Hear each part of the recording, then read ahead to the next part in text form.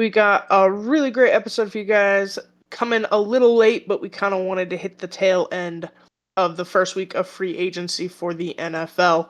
Obviously, gonna spend a ton of time on that. We also had the trade deadline for the NHL, plus a little news out of the NBA. So, great episode, a lot to get through. Let's dive right in. Brendan, what's going on in the NBA? So we got two pieces of news in the NBA. Both of them unfortunate. The first one, Kyrie Irving tore his ACL and is going to be out for the season. Huge blow for the Mavericks, considering Yeah. they did what they did prior. Yeah.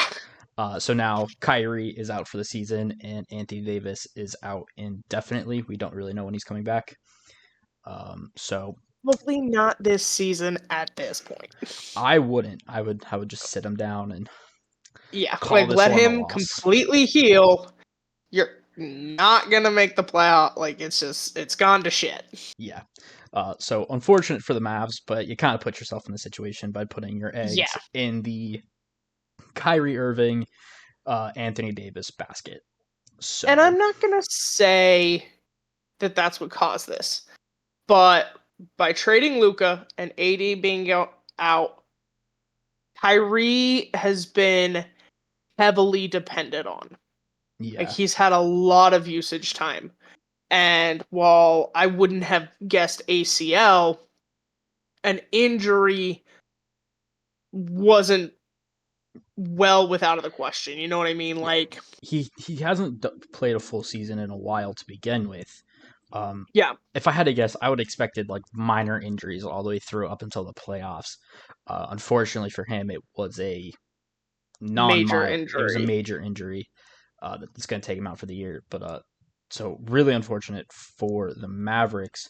The second bit of news, and we is the Aaron Fox of the San Antonio Spurs tore a ligament in his pinky, I believe, and he is also out for the season. This is relatively new news.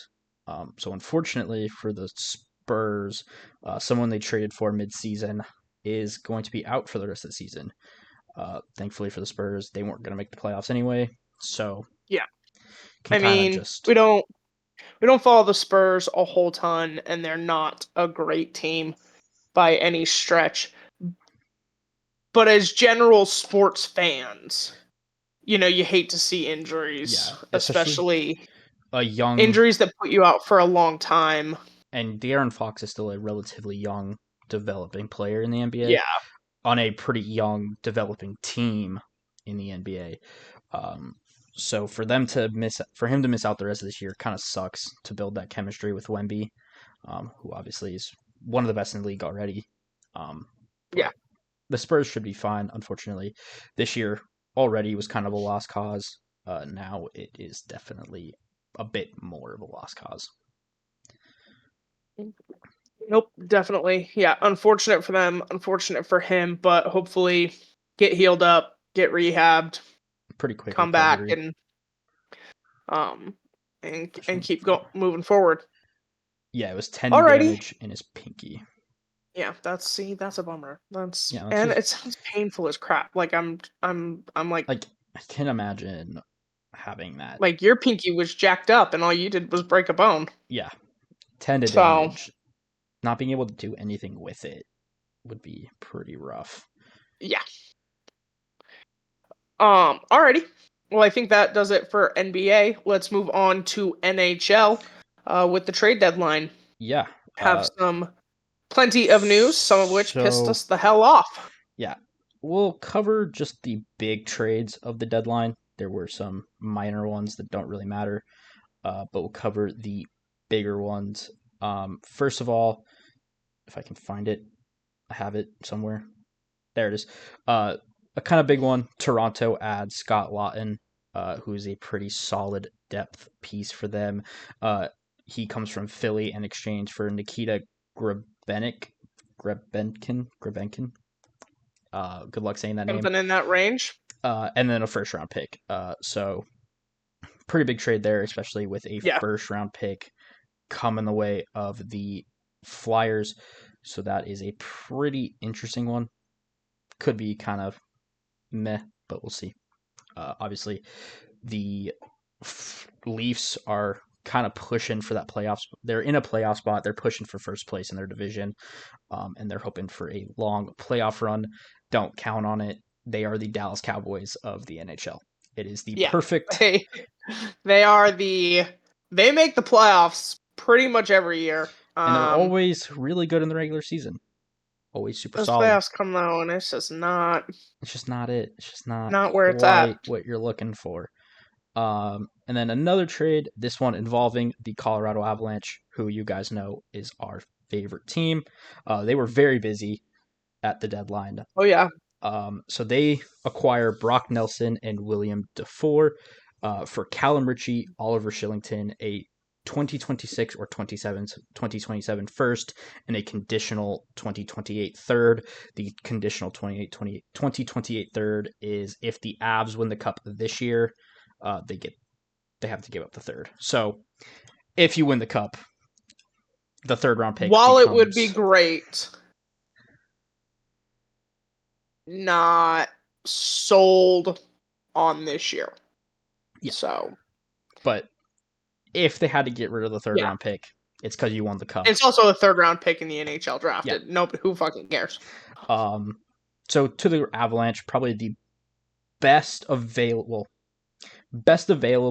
player in terms of like what the Avs needed, and Brock Nelson, great second line center, has been really productive in the league. A little older, but that's not necessarily a bad thing coming into the playoffs. No. So really solid there. Get a great second line center. Has already contributed with the Avs so far. I think has 2 assists in his like 3 games with the Avs. So he's already doing well, and is someone that I expect to really hit his stride come more towards the playoffs. William Dufour is nothing, to be honest. He's played 1 NHL game, did nothing in it. Kind of a prospect, but just something to kind of fill out the trade. To New York, I think New York does get a pretty solid return here. They get Callum Ritchie, who was one of the Avs' best prospects, is someone that I kind of expect to be something in the NHL at some point. A little young, probably isn't going to do anything soon. I still think he needs maybe 2 more years, but somebody that with more playing time on a slightly worse New York Islanders roster should be able to become something, and is probably going to end up replacing Brock Nelson on that team in the future. And then Oliver Shillington lasted 2 minutes in New York before he was traded to the Anaheim Ducks for future considerations. So kind of a nothing in this deal. And then obviously a first and a third. Or a first guaranteed, maybe a third. We'll see what happens. With the Avs portion of it, I think sometimes in hockey, to outside fans, if you're a casual fan, you don't realize like how valuable veteran presence in the playoffs are. Yeah. They tend to not get themselves into trouble, and that is a really big factor. Like whether they're the most proficient or productive is only so relevant when you have a team like McKinnon and McCarr. But having veterans that play well, play hard, but aren't likely to get a suspension is great. That's a great addition. Yeah. So and again, he's been pretty prolific in his limited playoff experience. So I do think this will be a pretty solid move for the Avs. And then I think it's also a really solid move for the Islanders.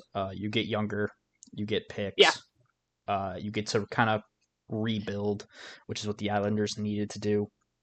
So it's a good move for the Islanders. More Colorado. We're going to do 2 more Colorado, and then we'll get to the big trade of the deadline.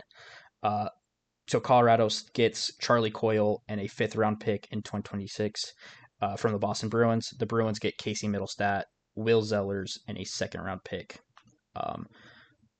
Kind of a smaller trade.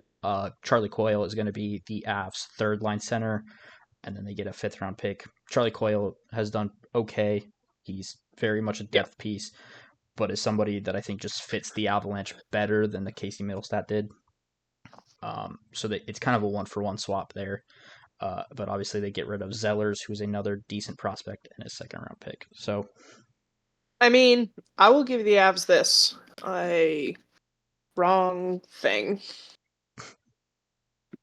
They are definitely making a push. Like with all of these trades, they want to do well in the playoffs. I think last year just really left a sour taste in their mouth. yeah, and I think the Avs are really trying to maximize the time they have with two of the best in the league in McKinnon and Makar. Yeah, Because you're not going to have him forever. McKinnon is pushing 30. Obviously, I think he can play much longer than that, but it's hockey. We thought the same thing about Gabriel Landeskog, and and we see how that is going. he's been out for the last 2 years. So, try to maximize it while you can. So I do like all these moves. And then the last move we'll talk about with Colorado is kind of a nothing move, but it's a feel good story if you know anything about hockey. The Yeah, Avalanche get defenseman Eric Johnson for Giovanni Smith, a forward. They make this deal with the Flyers. Um, Again, seems like nothing, and it kind of is. But if you know hockey and you've been a fan and you know the Avs, you know that Eric Johnson at one point was the longest tenured Colorado Avalanche, has been with the team for so long and meant so much. So this is kind of getting him back for maybe one last playoff run, and maybe giving him a chance to retire with a team that kind of yeah, let him be him and a team that he was with for over 10 years. So, yeah. I mean, he's an icon when it comes to the Avs. When you think of yeah. the all-time Avs players, if he's not in your top five, it's kind of insane. Um, I mean, in recent times, sure, but yeah, no, I mean like not even necessarily like in terms of what he talent. did, but just who he meant to the Yeah. franchise and to the city.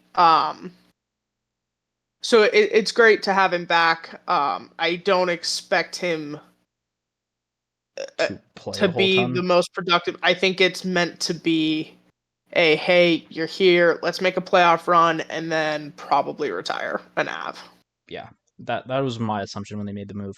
But it is just a feel good story, and Yeah, the Avs needed a feel good story after what happened this later is crazy. at This is pretty much crazy. at the deadline. I mean, like one of the last moves that was made.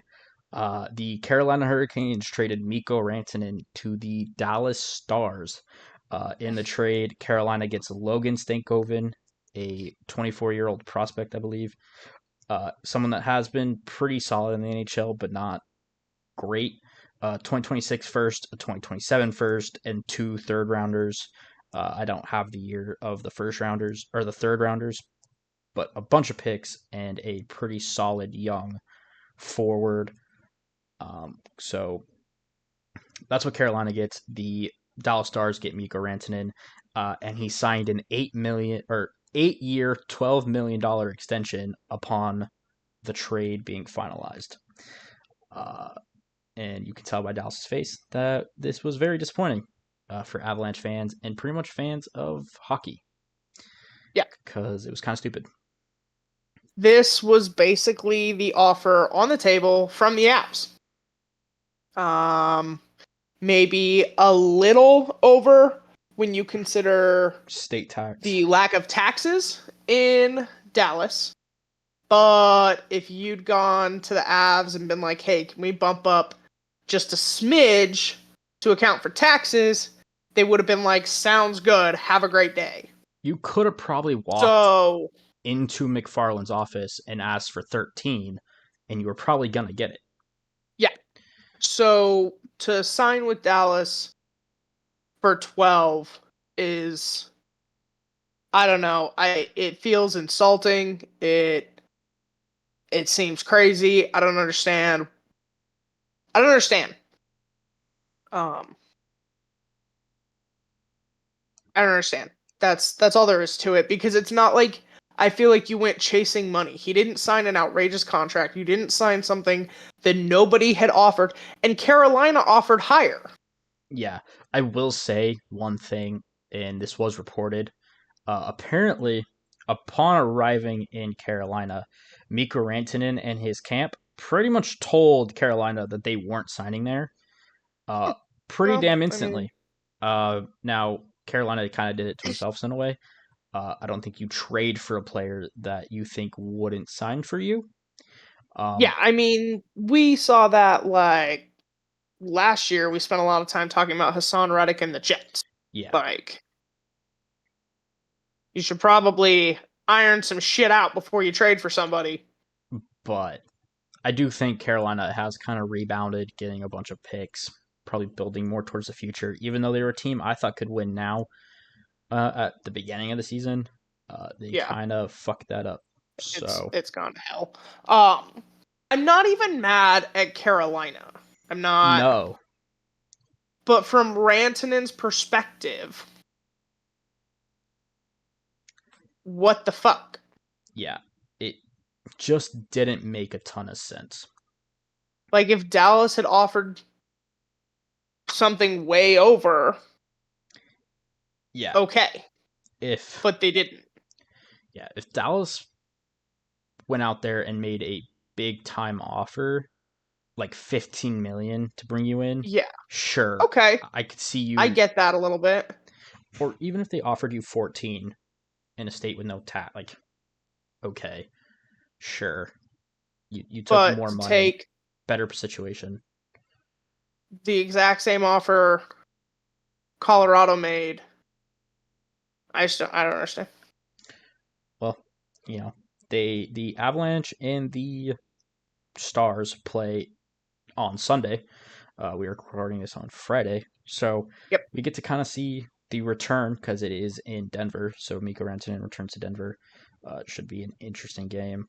Um, we'll probably do the Avs organization will probably do a tribute video. yes, We are taking bets on whether or not he is booed. the fans boo him. My guess is, I'm gonna be perfectly honest with you. I would be tempted to boo him. I honestly think it'll be a pretty. I think it'll be 60-40. I think 60% will cheer and will respect what he did for the team while he was here. The Yeah, other 40, I think, we'll be will. like, what the fuck, bro? Yeah, because I do think, as an Avalanche fan and a fan base, we were kind of betrayed by this. Yeah, Um, like, here's my again, had he gotten a massive offer that Colorado just never would have matched, that's one I thing. would not be upset. But And I don't think Avs fans would be upset. They'd be like, okay, there's no way we could have paid that, McKinnon's, and McCarr's. It's not possible. yeah, But to or sign for that, for Dallas, who is our rival, mind you? yeah, like, it's not, for hockey fans, it's not just like any other team. Like, it is In Colorado's, like, almost direct rival.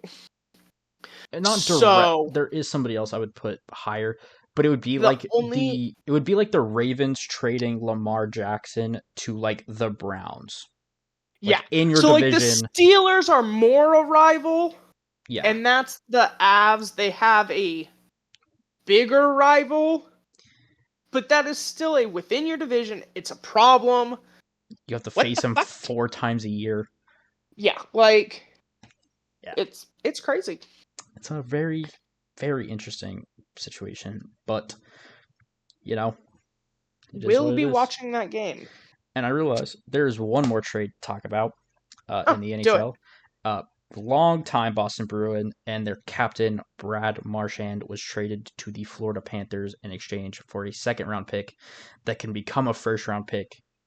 Uh, Conditionally, I believe the conditions are they have to make it out of the second round of the playoffs, and he has to play more than 50% of the games.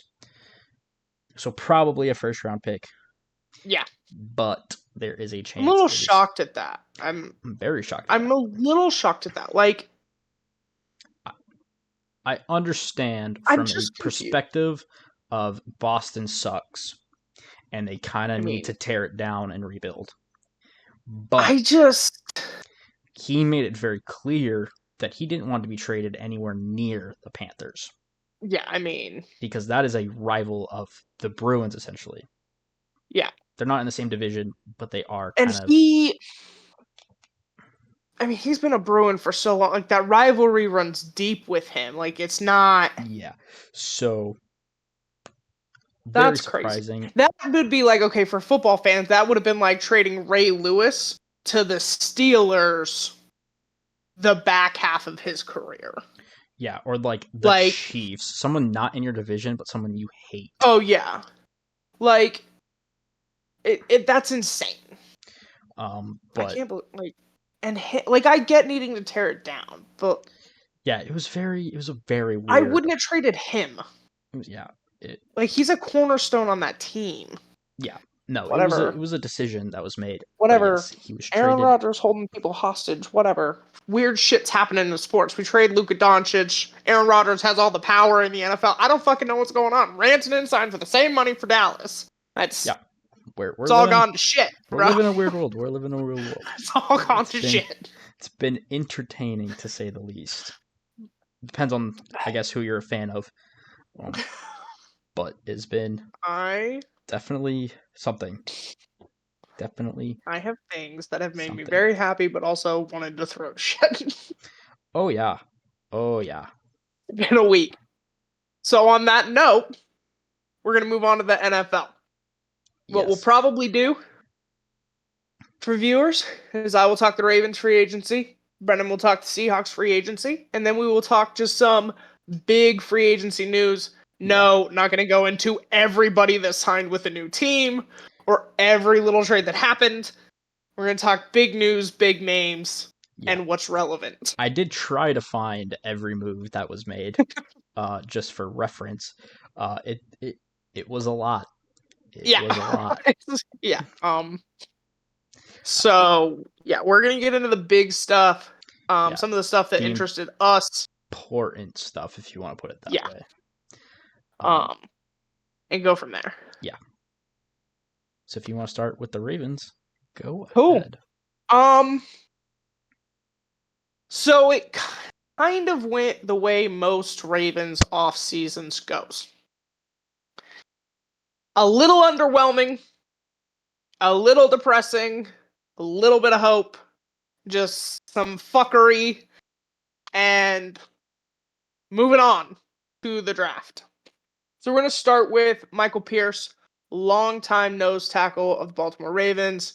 He's the big man on the team. He had the pick last year and then just went down, just took a knee, didn't try to take it to the house, didn't do nothing. It was great. He did announce his retirement this week. We knew this was a possibility. We knew this was a potential. Love him, love his career, multiple Pro Bowler, great nose tackle. He's a great energy. He's going to be hard to replace. I do have faith in DaCosta and in Orr to get that figured out, but he will definitely be missed in that locker room. Current Ravens players that signed extensions or reworked contracts to stay with the team. Ronnie Stanley, left tackle of the Baltimore Ravens, longtime left tackle, had a great year last year. Did sign a new extension, 3 years, $22 million. The first, or I'm sorry, yeah, nope, $64 million extension, $22 million the first 2 years, $20 million the third year. This actually came 2 days before free agency started, which is great because that was the best news that came out of my week. I will get to that in a second, though. Fucking with the Chiefs. So don't be confused. I'm gonna tell you it's great. So he did get a new extension. He did kind of take a hometown discount. He would have fetched way more on the open market, but he wanted to stay in Baltimore. He wanted to stay with Lamar, and the Ravens knew that they were gonna he'd fetch way more. So trying to get that deal done before teams could make that push. It was reported the Kansas City Chiefs needed a left tackle. It's a whole thing. Their ghetto left tackle was taken from them. So they picked up the 49ers backup left tackle. They did this because their plan entering free agency was Ronnie Stanley. Was to make a real push with real money for Stanley, knowing he would hit the open market, and the Ravens done fucked that up. So that brought me extreme joy. Next is Patrick Ricard. Signed a one-year, $2.9 million contract. This is basically a fifth-year option deal. Yeah. Rather than a long-term contract, they gave him a fifth-year option. They did this last year with somebody else. I'm blanking on the name. But it's not uncommon. I'm not surprised they did this.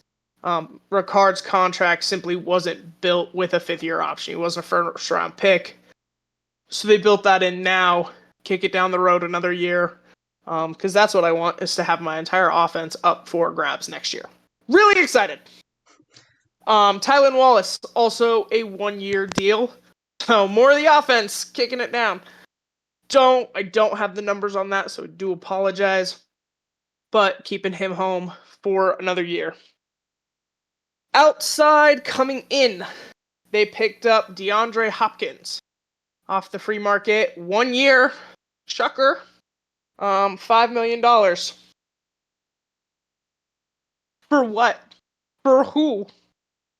I know the picture D-Hop put out of him, Lamar, and Derrick Henry 5 years ago. And 5 years ago, I would have jumped for joy.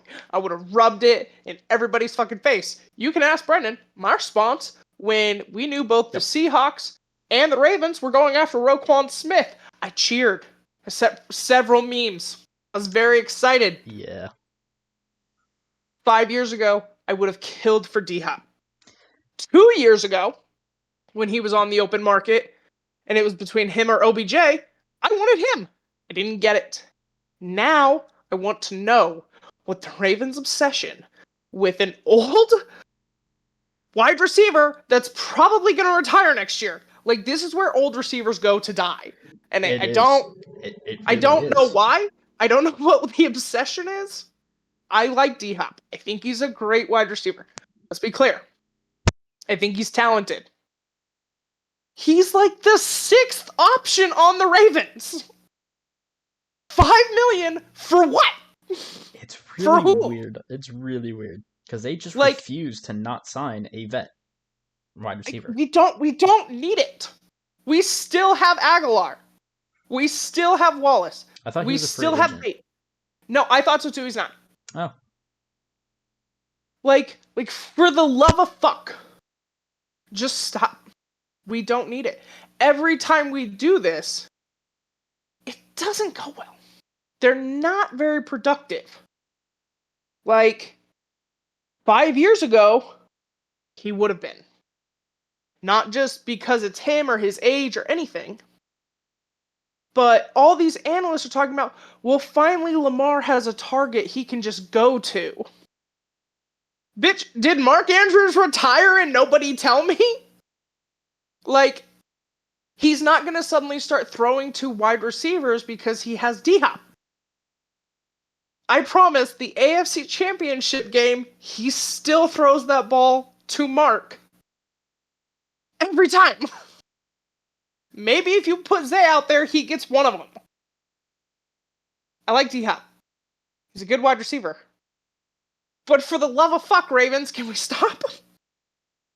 I do give credit. I do give mild appreciation that Lamar at least now has an off season to get on the same page with him. Every wide receiver they bring in the middle of the season is even more of a train wreck because Lamar and him are never on the same page. So I give some credit there, but think it's a waste of $5 million. They also acquired linebacker Jake Hummel from the Bills. Not in a trade, just free agent pickup. It's a decent acquisition. He plays a lot of special teams, so not entirely convinced it's going to help with some of the things we lost, but okay. Marlon Humphrey restructured his contract, converting the majority of it into a signing bonus, reducing his cap hit, I believe, to the league minimum, so that he could stay in Baltimore. And Ardarius Washington has a contract with the right of first refusal on the table. So what that means is he can seek a contract with a new team. However, the Ravens have the option to match it, in which he would stay with Baltimore, or they can decline to match it and he would sign with that team. Pieces the Ravens are losing. In case you were concerned that all of the acquisitions I just mentioned aren't going to help us, you were right. So, pieces they're losing. Guard, Patrick McCarry. Guard, Josh Jones. Cornerback, Brandon Stevens. Internet is like ecstatic about this. I was a little shocked at some of the reaction. I know last year he didn't have a great year. He has a penalty problem. I'm not going to deny that. Definitely the Giants way overpaid for him. So by all means, you take that cap hit because we're not going to do it. But I did like him with the Ravens. I didn't like the penalty issues. He was benched a couple times last season, so totally get it. Not bothered by it. I don't think I'm as excited as the rest of the Ravens fans online are.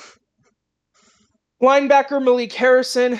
This one bugged me. I thought there was a lot of potential here for growth. He and Roquan, I thought, were becoming really good running mates. This one I'm a little upset by. Linebacker Chris Board. I mean, bro got benched. I don't care. Like, what are we doing? And cornerback Arthur Millette. Another one.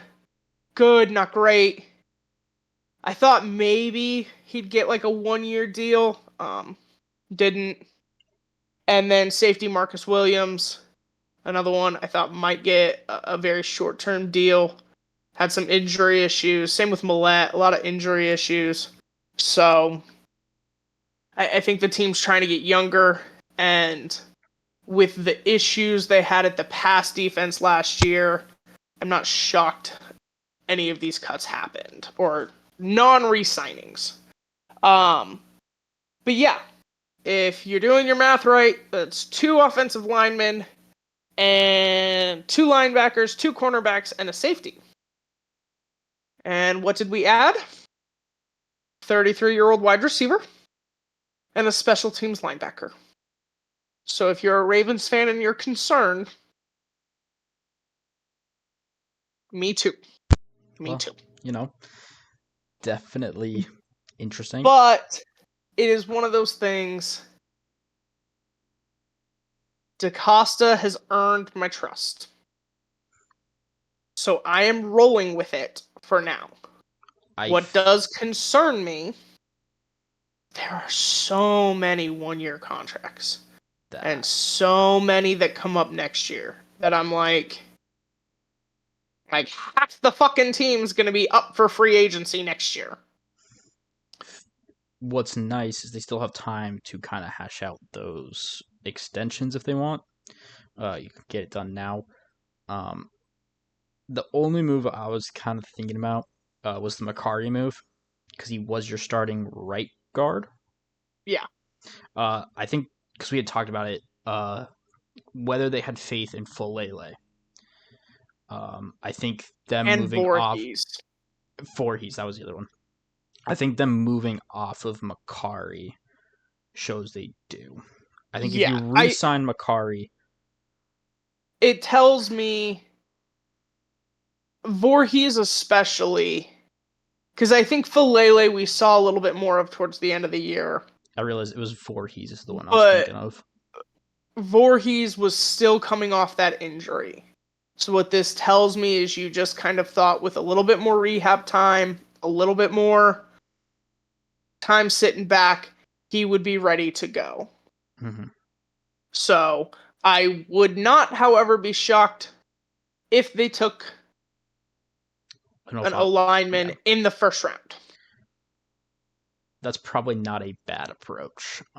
It's a very and we're good gonna class. Need a linebacker, for the love of God. That one is a little sketchy, but we'll see what the Ravens decide to do there. I'm just confused, but I'm in DaCosta we trust is what I'm rolling with right now. If you think you had it rough, My Fair. That's fair. So let's move on, Brennan. Let's talk Seattle. Y'all didn't do shit, no, it was very very boring, very just even kill week. I don't know. and it stressed you out early. Yeah. It pulled some triggers early. So last week we recorded the podcast on Monday. Got it out. We kind of knew that Tuesday was going to be the start of shit Yeah. happening. So Tuesday, Seahawks made a couple moves. Nothing major, just some cuts. They cut Draymond Jones, freed up some cap space that way. Roy Robinson Harris freed up like $8 million doing that. Cut George Fant, didn't do shit, freed up cap space, and then cut Rayshon Jenkins, the safety. All that was pretty expected. Freed up good amount of cap space, got us to roughly a little over 20, I believe. So solid. Nothing moves. Expected. The other one I expected to happen was the releasing of Tyler Lockett. We had talked about it. Knew that was happening. Knew they were going to do that on Wednesday. So they did the Yeah. chunk, and I knew they were going to give him his own day. He's been with the team for over 10 years. He deserves his own day. Yeah. So they released Tyler Lockett on Wednesday. Very emotional. Sad to see Tyler Lockett go. I was very pissed off because also on Wednesday was when we got the DK Metcalf requested a trade. I was very pissed off because fuck whoever broke that news. That was Tyler Lockett's day, not DK. Yeah. I could care less that he requested a trade. I cared that it happened on Wednesday on Tyler Lockett day. Now that that's out of the way. So on Wednesday, DK requested the trade.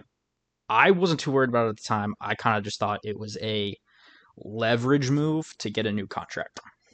That was the theory I floated to you as well. And I was thinking that, and I was okay with that.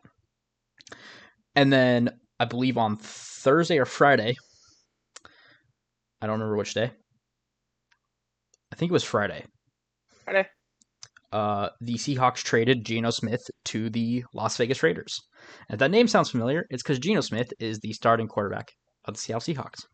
So on Friday, they trade our starting quarterback, who, in my opinion, was top 15 in the league. Pretty solid. Never gonna crack top 10, but a really solid quarterback that you can win with. And they trade him to the Raiders for a third round pick. Decent return, probably the best you're going to get for an aging quarterback with no contract. Yeah. And that's why they traded him. Is DK or not? Geno was asking for, I believe, 45 per year. Seahawks were not willing to go over 40. I believe there has been some reporting there. They were not willing to go over what number they set, and I believe it was 40. So they traded him to the Las Vegas Raiders so that he can reunite with Pete Carroll. And obviously, the Raiders are going to be more willing to give him a more substantial contract. The Raiders are in desperate need of a quarterback. They got their And the quarterback. only other person they're paying on that fucking team is Max Crosby, so Yeah. might as well. So they got their quarterback. Go for them. Seattle gets a third round pick. I'm fine with it. It's a decent return. Probably the best you're going to get for a 33-year-old quarterback that's coming off a pretty mess season. Anyway. And then about a day later, the Seahawks traded DK Metcalf to the Pittsburgh Steelers. They get a second round pick in return, and then there was a late round pick swap that I think Seattle gave up a sixth, Seattle gave up a sixth, got a seventh. It's like a That's five. not anything. It was a late round pick swap. It's nothing. It's really DK Metcalf for a second round pick. And that I was like, all right. In the span of 4 days, I lost my best offensive player, my second best offensive player, and a legend on my team that also happens to play offense. Great. My offense has imploded. On Sunday, prior to the start of the tampering period, my offense consisted of Sam Howell, Ken Walker, JSN, a pretty rough offensive line, and then Jake Bobo was the second wide receiver. And I love Jake Bobo. I think it's fun. But That is a below 500 offense. Yeah. So I was a little, yeah, Still nervous. little anxious, little bit like fuck. We're gonna suck. Thankfully, they did do some things. They re-signed Josh Jobe. I don't have the details on that contract. It's probably nothing. I'm gonna be honest. He's the third cornerback. It's probably less than 3 million. I would be really surprised if it was more than that. It's probably less than two. Still don't know, but they re-signed him to, I believe it was just a 1 year deal.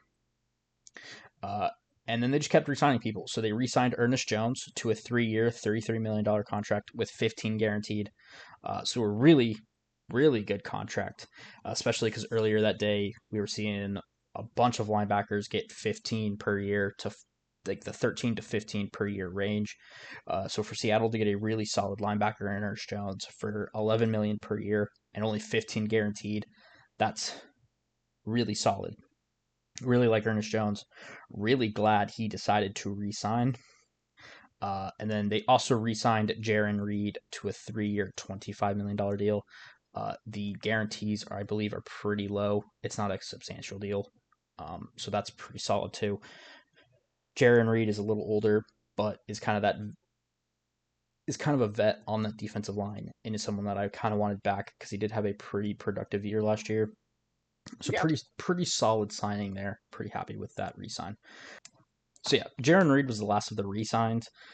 So only three, but I'm gonna be honest, they were the only people worth re-signing. So we're good there. And then we move on to actual free agency, and one of the first deals they made calmed me down a bit because it fixed the main issue with the roster, and it was we didn't have a quarterback. So they signed Sam Darnold. So they fixed the glaring issue with the roster, and that was we didn't have a quarterback. So that was the first thing they did. That happened pretty quickly on the opening of the tampering period. So it's a 3 year, $100.5 million deal with 18 million guaranteed. Pretty solid. He's getting, I believe that is 33 per year, if my math is right. Yeah. So pretty solid deal. Definitely coming in much less than what Geno Smith is expected to be paid. And that's why they did this. I'm pretty sure they traded Geno knowing that they would be the only team or one of the few teams in on Sam Darnold. And Seattle was to believe to be the best landing spot in terms of Actually, the the remaining teams. Steelers were also in on it. I think they did that as a smokescreen. I think they did it to try to drive up Seattle's price. I don't think they were actually in on Darnold. That's just a theory. Well, It's just a theory. I don't know. they have no quarterback right now, so I That think is they were true. in. They do technically have a quarterback. They did sign one. But you know, if you want to count Mason Rudolph as a That quarterback, counts. he started And for at some 4. point, you might as well just stay in Pittsburgh. I just never leave. But yeah, so sign Sam Darnold. Really solid contract. Should be fine. Um, I believe it's pretty much a 2 year deal. It's a solid contract for Seattle. Pretty friendly for the team. Obviously, losing Geno Smith, replacing with Sam Darnold is okay. Sam Darnold is 7 years younger and probably going to end up being roughly $10 million cheaper. So I like it. I'm fine with it. I think Sam Darnold has more upside. I think Sam Darnold might even be better right now. That one is question mark for me because I do think Geno Smith is a really solid quarterback. And then Seattle signed Marquez Valdez Scantling, the wide receiver. That one's just a $5.5 million contract for 1 year. Nothing major, but they needed to add somebody to that wide receiver room. So they added. And one that's got Butterfingers, so. Hey, he breeds MVPs apparently, dude. I don't know what it is. The last That's fair. 5 seasons, the MVP has played with him. So, you know, That is fair. if history wants to continue and he wants to help Sam Darnold to an MVP season, I'm not going to complain. It's a pretty much nothing deal. It is just to get another wide receiver in the building, considering once again they had JSN and Yeah, Jake no, Burrow. I'm not crushing the signing. I just It's It's fine. I don't know that it's anything to be super excited about. Because he also did spend the end of the season with Clint Kubiak in New Orleans, and they did all right together. So I do think this will end up working out. If he plays a ton, we'll see. Because Seattle did make another move at receiver that we'll get to in a little bit, but they did make Yep. another one. So they get him. They did sign Josh Jones from the Ravens. He's going to be, I believe, just their all-around offensive lineman that probably isn't going to play, but is someone that can kind of fill in at damn near every position. I imagine it's going to be mostly tackle insurance in case one of the tackles get hurt, because they did not re-sign Stone Forsythe, who has been doing that. But that's pretty much it. He's not gonna He's a decent tackle. Doesn't have a lot of penalty problems. he's not gonna fix our offensive line, but he's also not gonna ruin it. So I'm all right with it. It's not the offensive signing I wanted, but at the same time, the offensive signing I wanted got a fat bag that Seattle was never going to give him. So I moved on. Josh Jones will do. He will probably just be a backup, and I'm fine with that. And then Seattle made two splash signings.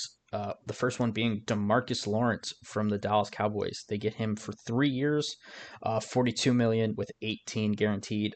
So very similar to the Sam Darnold in terms of like it's a 2-year deal. It's an easy out after the second. I'd like this move a lot for Seattle. I think this reminds me of what McDonald did with Jadeveon Clowney with the Yeah. Ravens.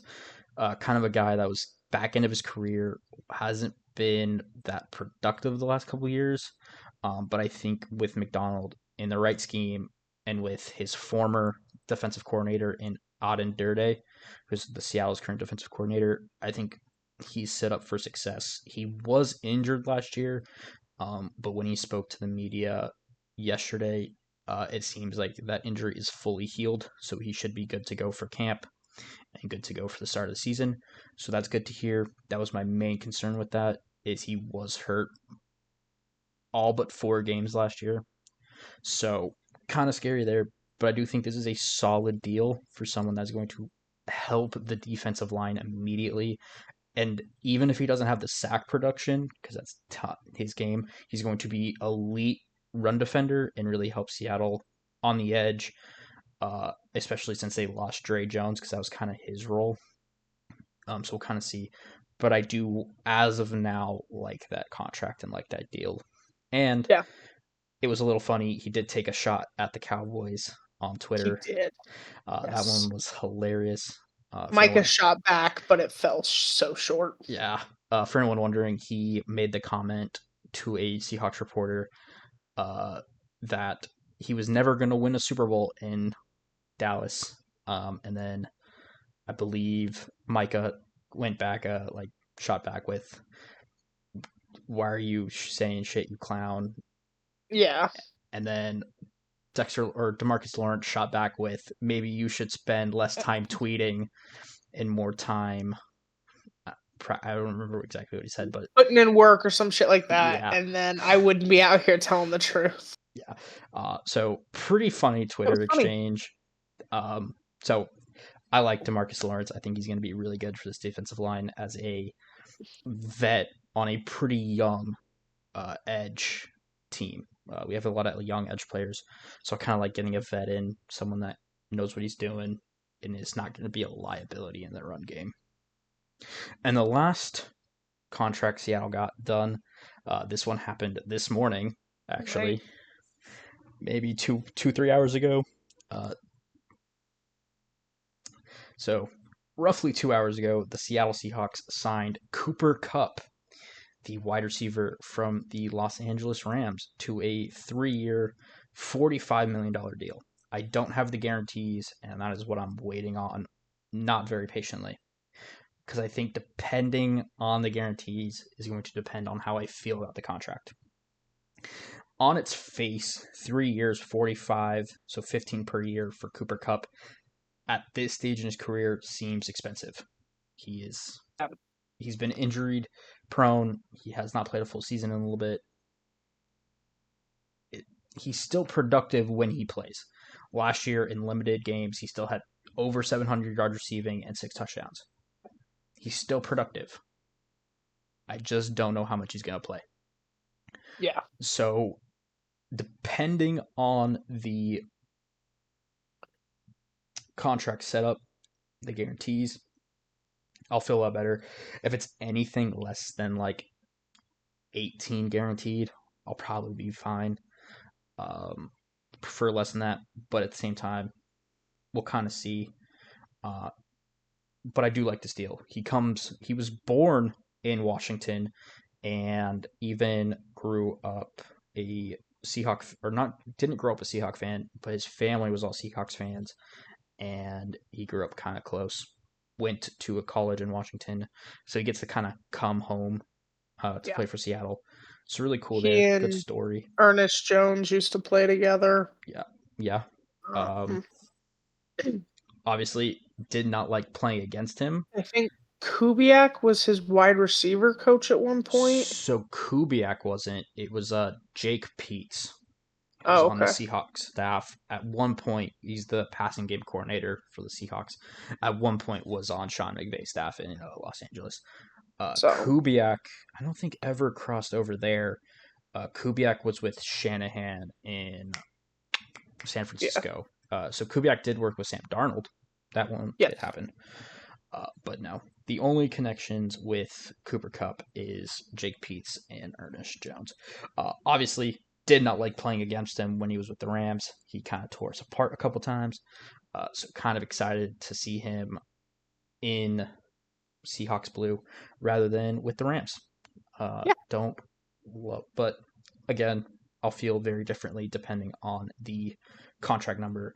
Obviously, Seattle needed a wide receiver after they traded Metcalf, and I do think getting in a really, really solid guy that maybe won't play all year. But I don't think they need him to play all year. I'll be honest. Uh, I think they're starting to build the receiver room, and if I had to guess, they'll draft one this year. Yeah. So I think they set up really well going into the draft. I would like another offensive lineman, uh, but there's just not a ton available. I know they're meeting with one on Monday. That's probably the one that I want them to sign the most, but we'll kind of see what happens there. He is injury prone, and I am talking about Tevin Jenkins, the former Chicago Bears left guard. He was one of the few bright spots on a really shitty Bears offensive line. So if they manage to pull that signing off, I'll feel like this free agency was pretty solid.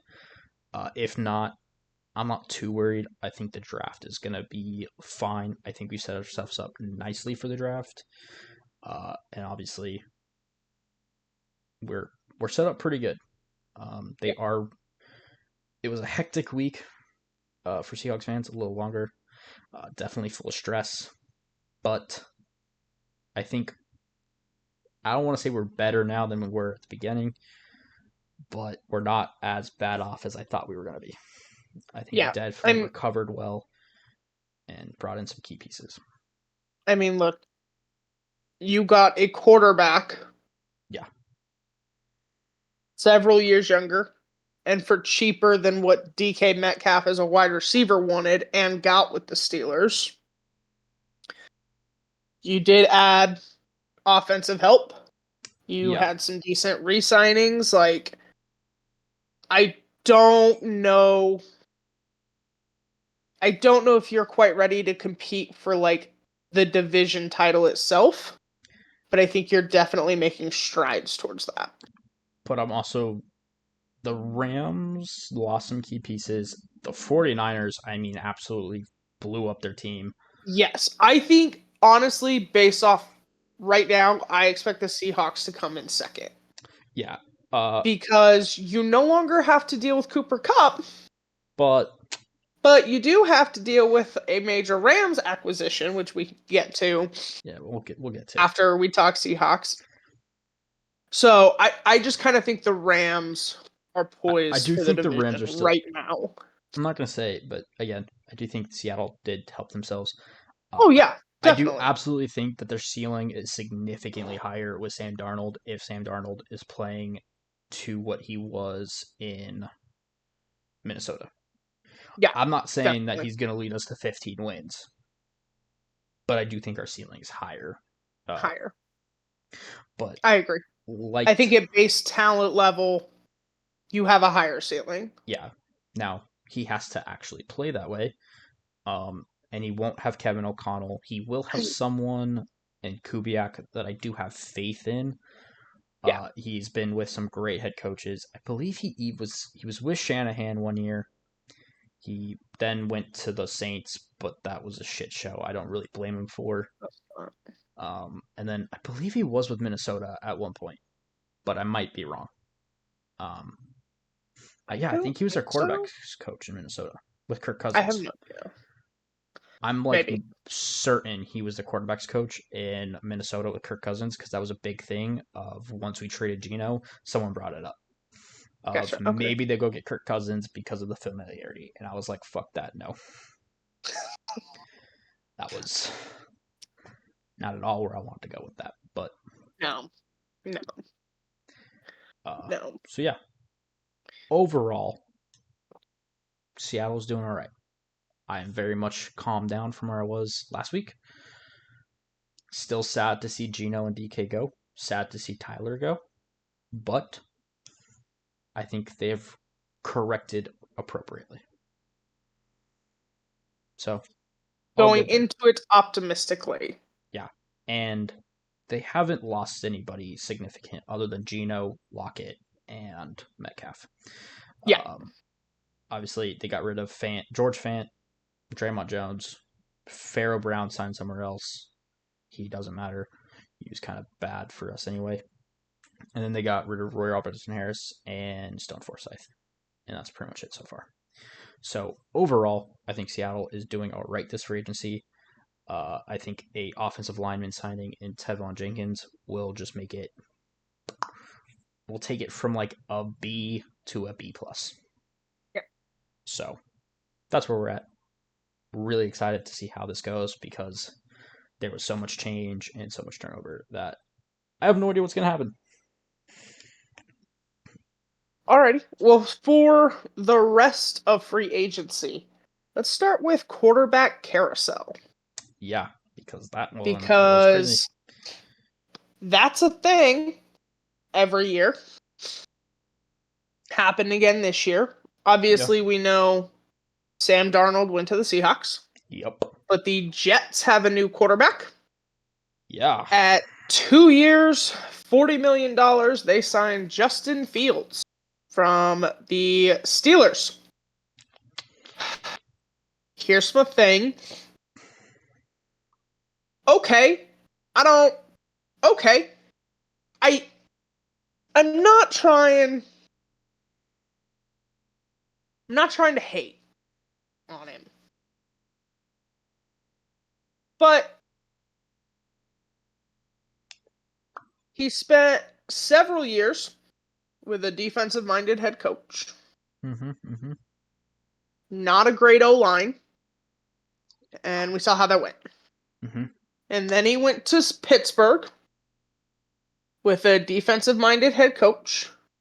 Not a great O line. And he got benched for an aging Russell Wilson. I know he was forward too, and I know that's very exciting. Special teams and the defense won several of those games, just so we're super clear. Yeah. So now he's going to a defensive minded head coach with a not so great O line. Yep. And I'm just wondering what the goal is. Like, that's it's a a good question. short deal, so you can kind of see Oh, how it goes. I get like that we don't love this year's quarterback draft class, but I'm just a little confused. yeah. Well, As Aaron Glenn, like what our goals are. see, that's the thing though, is I'll give some credit. I think Aaron Glenn has a plan. And I I don't think and I don't think the plan is to actually have Justin Fields start. No, he got okay, the money to have Justin Fields start.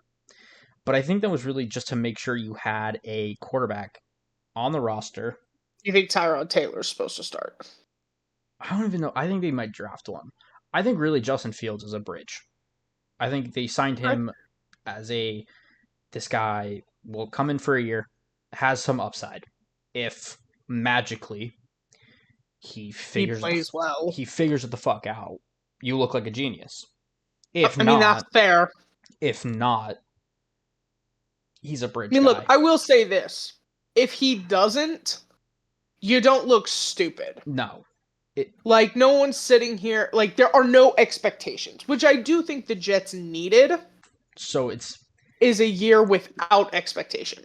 so like if you have Justin Fields, it's one of those where if you had to start him, you're not sitting here going, well, you might as well throw the season out. Like probably should, Yeah. but at the same time, you're probably gonna win a couple games. You get to at least see a young quarterback that might, like, very small chance he does this, but that could live up to his potential. Very small chance, but it could happen. We've seen weird things. It takes time. Quarterbacks is Yeah. a weird position. I think they It's, end up drafting one, maybe stashing him behind Fields or Taylor, but I think it's interesting how so many quarterbacks right now in this day and age are getting so many chances. yeah. Like, we saw Sam Darnold, we saw Geno a couple years ago, Justin Fields. Um, Yeah, I just find it interesting it's that definitely it makes sense that you give quarterbacks more chances because seriously, it is the like least.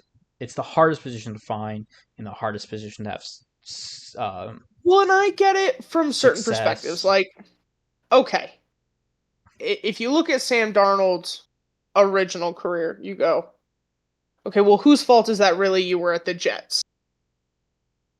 Justin Fields, well, whose fault really you were with the Bears?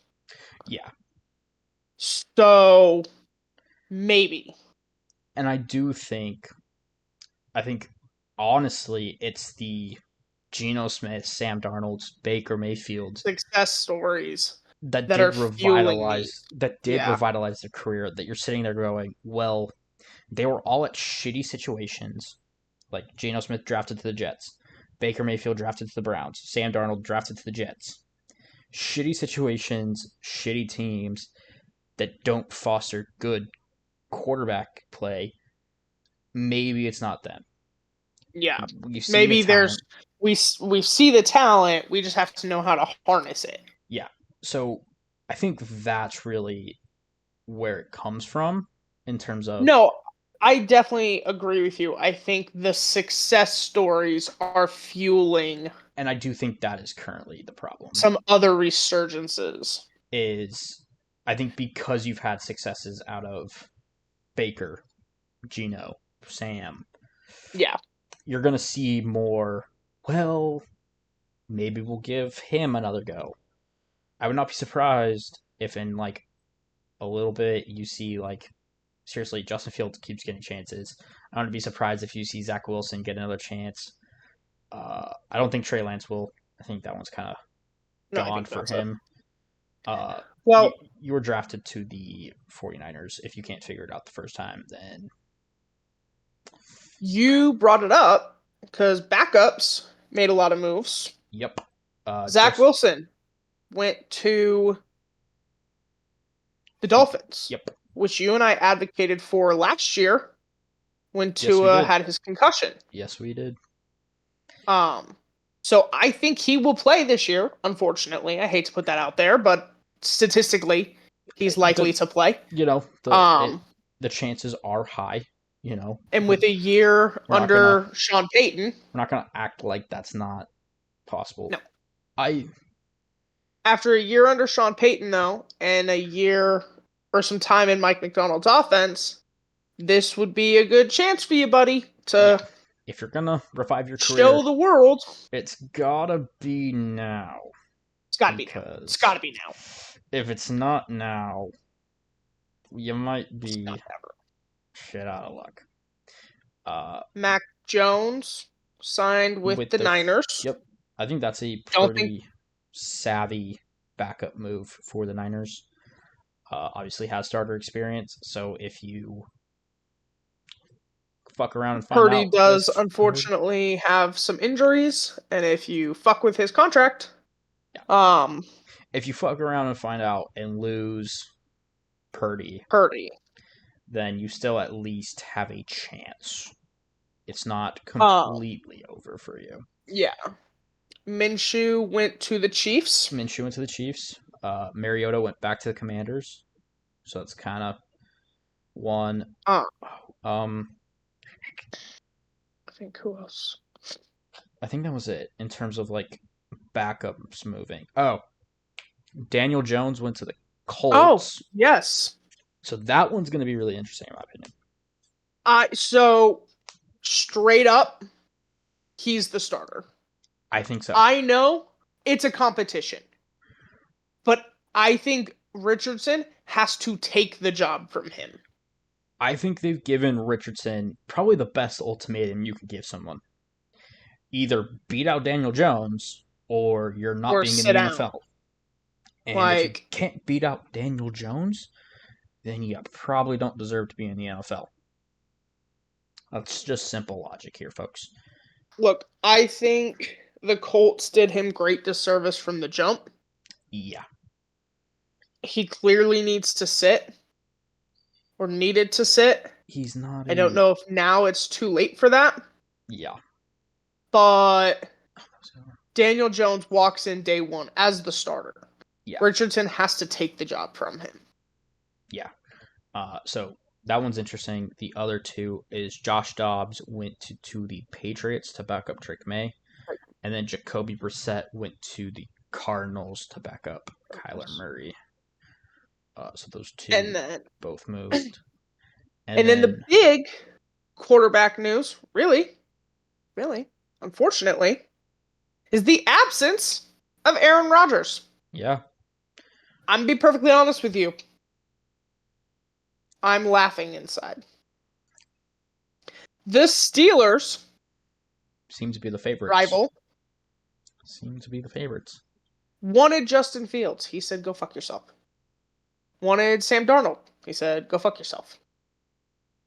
Signed DK Metcalf. Yeah, to an exorbitant contract, by the way. And then told Russell Wilson, "We're not really interested." In an offense he's familiar with. Yeah. With wide receivers he's familiar with. Yeah. Went, we would rather have the 41-year-old who got his team to 5 wins last year and a busted Achilles. And the crazy man is like, okay, I'm going to take my time deciding if I want to play for you or the Giants. I'm going to laugh. Russell Wilson is meeting with the Cleveland Giants. today. Oh, Cleveland today. Cleveland today, the Giants tomorrow. I'm going to laugh. If when all the dust settles, he picks Cleveland, they look up and have Mason Rudolph. I'm going to laugh so fucking hard. Because this is a situation you backed yourself into. Yeah. You could have re-signed Russell to a 2-3 year deal and then tried to draft Jackson Dart. That's what you could have done. And you're in position to do it. Instead, you're fucking around. Yeah. And you're gonna find out. And the only thing all of you have told Aaron Rodgers is, hey, you're still in control. Because we will sit and twiddle our thumbs waiting for you. Because they have no choice. Yeah.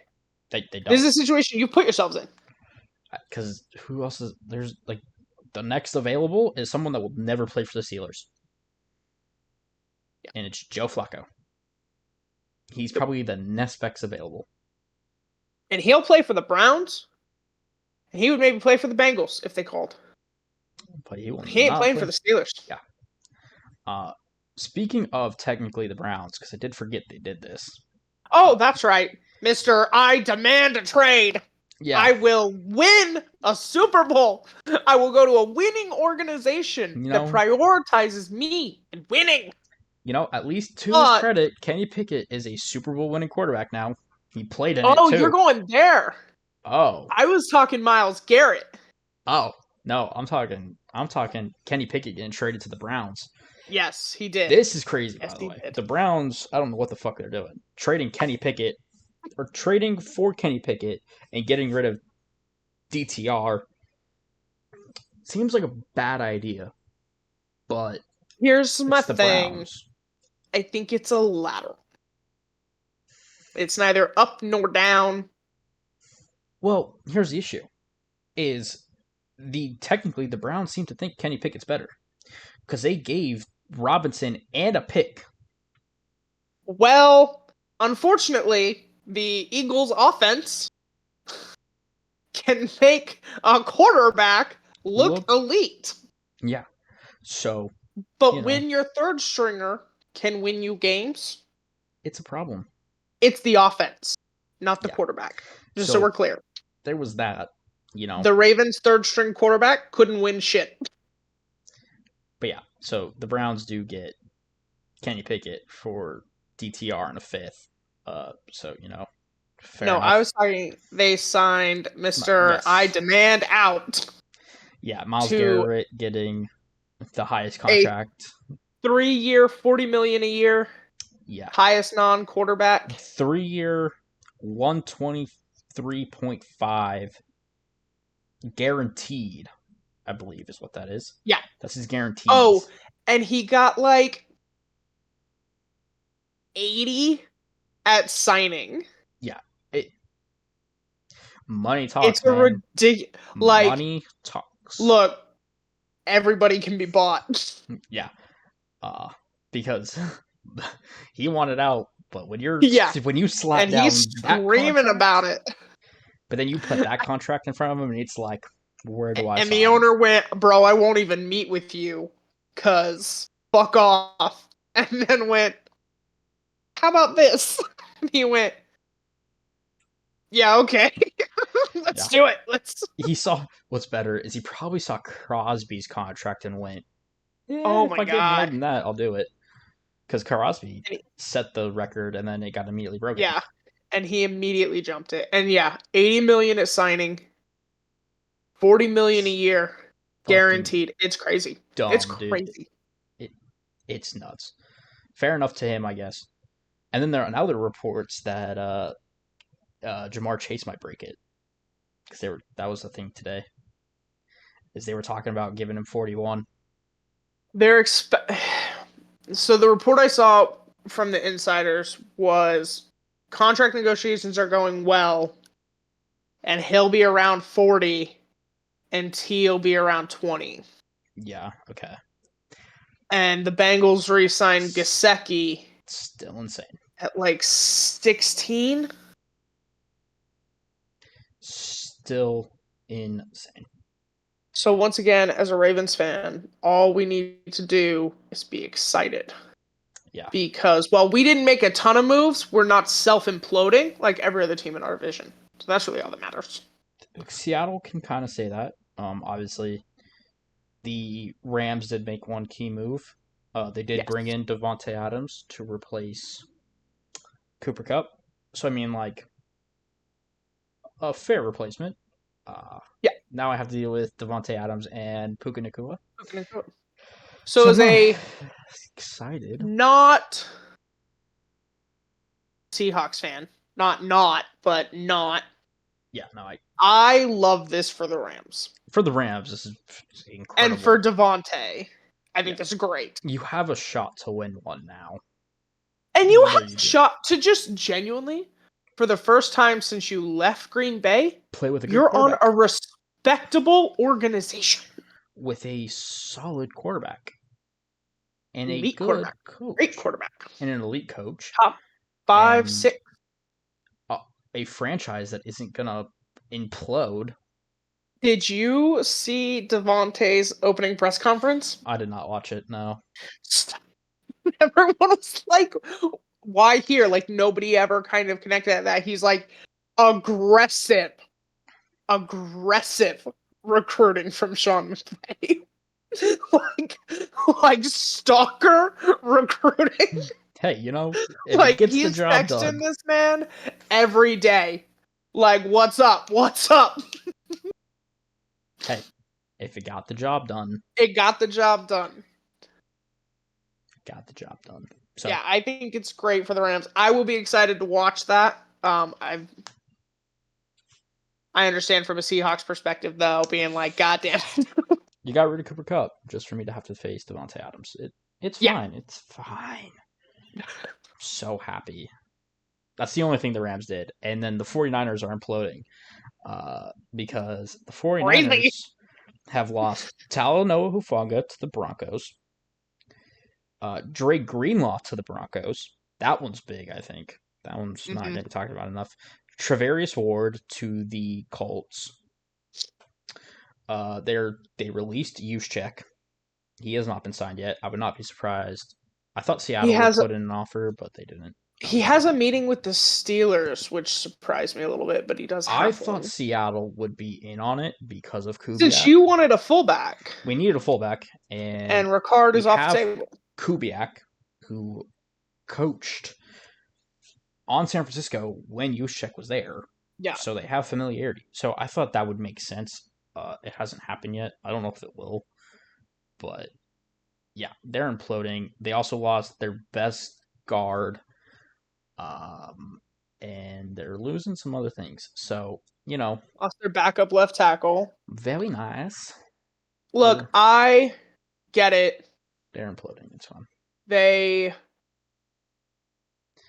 They went all in. the Niners spent a lot of money to win now, Yeah, they and went. then didn't win.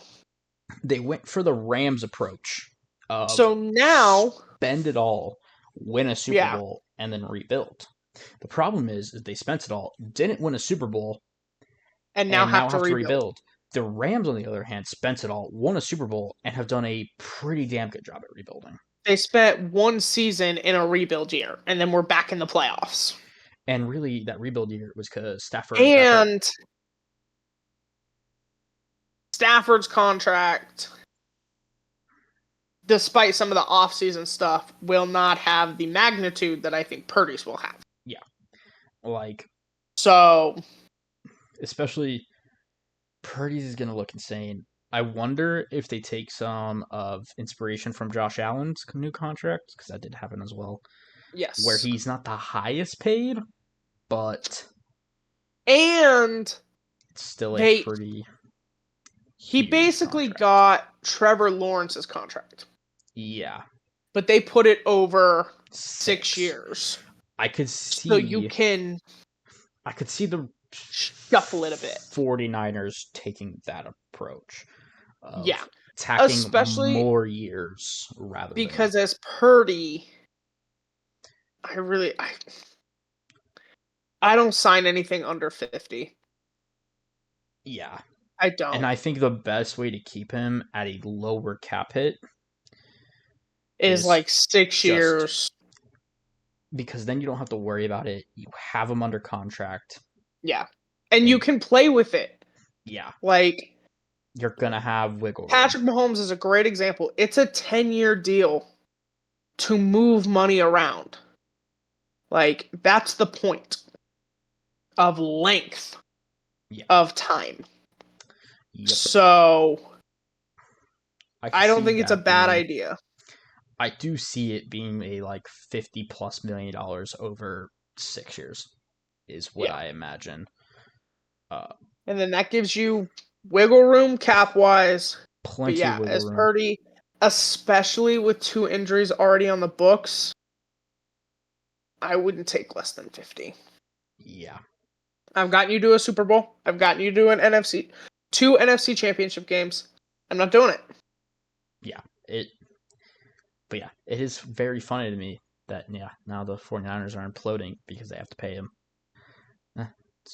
And then the Cardinals are just the Cardinals. So it's really going to be, I think, you and the Rams this year duking it out. The Cardinals are just the Cardinals. I will say the Cardinals haven't done terribly this free agency. They got Josh Sweat. They got Brissett, who I think is a fine backup. Yeah. If Murray goes down, Here's we'll my be fine. issue with the Cardinals, I guess. They never lack talent. It's coaching and putting all that talent Drive. together. Like, it's initiative. It's like when Buda Yeah. Baker is and Watt are your driving forces, And Watt's and no one is longer there. gone and one is injured, you need a motivator. And unfortunately for them, Kyler Murray's just not that. It's not that. And It's that's not why that. I was very glad they gave him that contract a while back.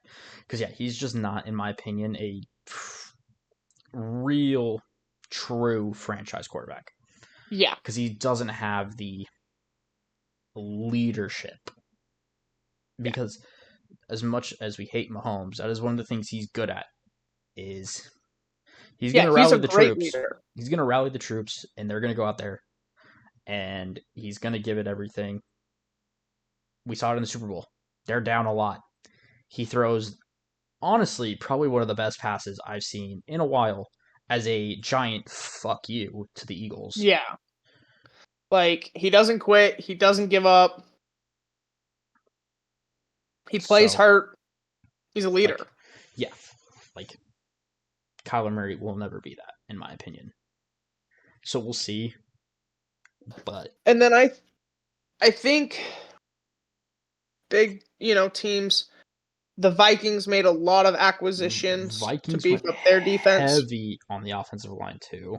The Trenches. They wanted to win in the winning I the think trenches kind of watching Darnold get destroyed those last two games. definitely cued They a went when like the Lions are in your division, when you're going to see them a lot and and you couldn't match up. the Bears added on the defensive line too. The Packers are The probably one of Bears the spent weaker ones. completely rebuilt their O-line interior. Yeah. Oh, that was impressive. Getting Tooney from the Chiefs, Jackson from the Rams, and then getting Drew Dahlman in free agency. Yeah.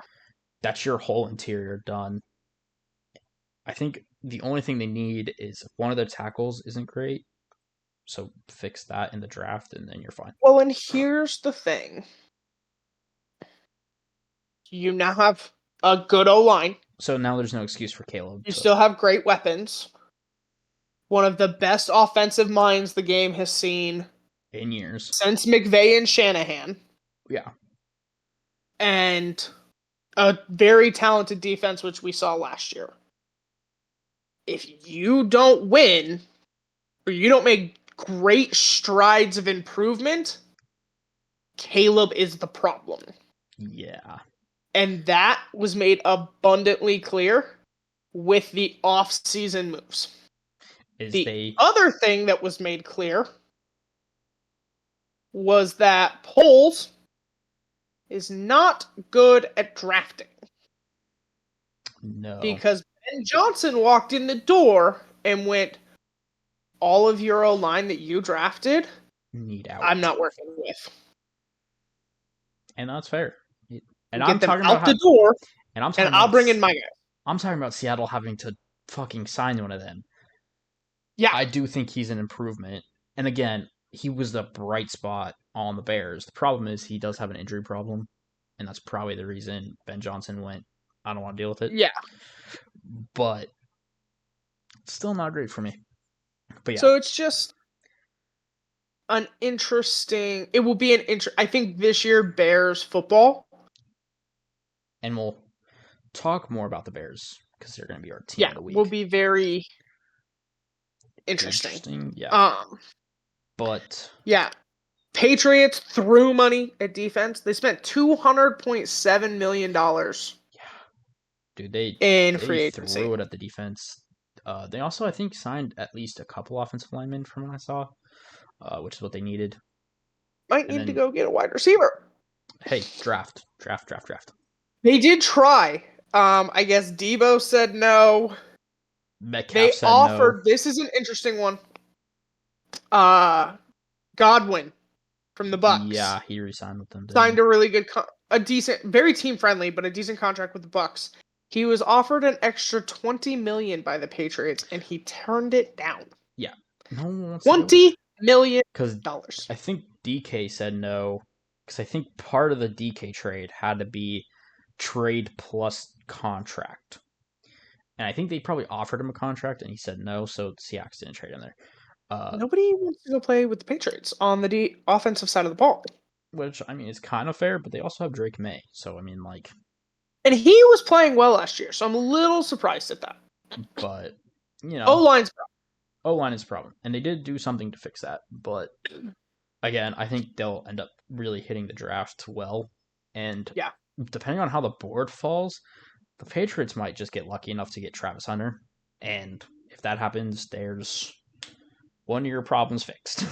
Yeah. Pretty much overnight. So, that's pretty nice for them. There are 3 more interesting moves that have big names. Najee Harris going to the Chargers. Right. I forgot about that. Joey Bosa going to the Bills. Mm-hmm. And then Darius Slay going to the Steelers were the 3 more that I had that were bigger names, all kind of moving on from their pretty much teams. I'm a little... That one weirded me out. That one was definitely... confused by. I get being cut from the Chargers, unfortunately. Like, you have an injury problem, you're not always available, and okay. The Watt brothers, one is slightly better, but they are both great. Of the Bosas, one is clearly better. Yeah, it's unfortunate, but Joe never quite hit the same stride, and he has had some real injury problems. Yeah. I get the Chargers cutting. What I don't quite understand is the Bills cutting Von Miller for him. And then signing Joey Bosa. Like, don't get me wrong, they're both injury prone. My only argument, and this is my only argument, is Von Miller is older. Von Miller would technically be cheaper, probably. But releasing Von Miller saved you some cap space. And he's a little older, has injury issues. Whereas you're going for someone slightly younger, more upside with the same injury issues. That's the only argument I got. But less productive at the position. Yeah. No, so it still doesn't make sense. It feels like a wash. I was just trying to give a logical explanation, and it's not. Like, I don't know what the Bills are doing. Like, it just feels like a wash. It just feels like a weird decision, to be honest. But the Bills can do what they want. If that's what they think will beat the Chiefs, then that's what they think will beat the Chiefs. I doubt it. Aging, injury-prone pass rusher. Isn't all that good against the Chiefs in his career. And he's seen them a lot. Yeah, so I don't think it's necessarily going to work out for them, but, take a bite at the apple and see what happens. All right, we paid our quarterback $5 million, so doesn't matter. To be fair, though, he won an MVP. Let's just be happy. And you got a hella team-friendly deal for that extension. Oh, yeah. Damn. Considering he could have reset the QB market fucking easily. He could have asked for 65. Press conference. After. He meant it in a really humble way. But I wanted to throttle him. Yeah. Yeah. I mean, really, what's an extra $5 million to my life? Bitch, what? I get what he was going for as a... You know what I would give extra $5 million a year, not just one time. It's a year. I get what he was going for. I very much knew he was going for. He was like, I didn't need to reset it. Like, it was a team-friendly deal. It absolutely was. He is a great human being. But I wanted to throttle him. But you also... with your little fucking hometown look, with your baseball cap. I got a house and a car, and I don't really need an extra $5 million every year. Fuck you, bro. Yeah. Dude, I would take just $5 million, period, and be fine. Yeah. Not even a year. A year, that's God. Just once. just once. Yeah, you could even pay that over. Like, you could give me a 6-year contract or a 5-year, pay it like one a $1 year, million a year. and I'd be like, all right, sure. You could even split it even longer. You could give me like 10 grand a year. The math probably wouldn't check Okay, out very let's well, but calm down. 10 grand. yeah, it probably would I'd work out like that enough well. to maybe take a couple years off. That's what I would But like. At like 10 grand, I ain't my doing point shit. being, it yeah, for him to say that it's funny, but It was not how he meant it, but I was no, it like, was I definitely hate you. funny. But yeah, good dude. And then you said Joey Bosa.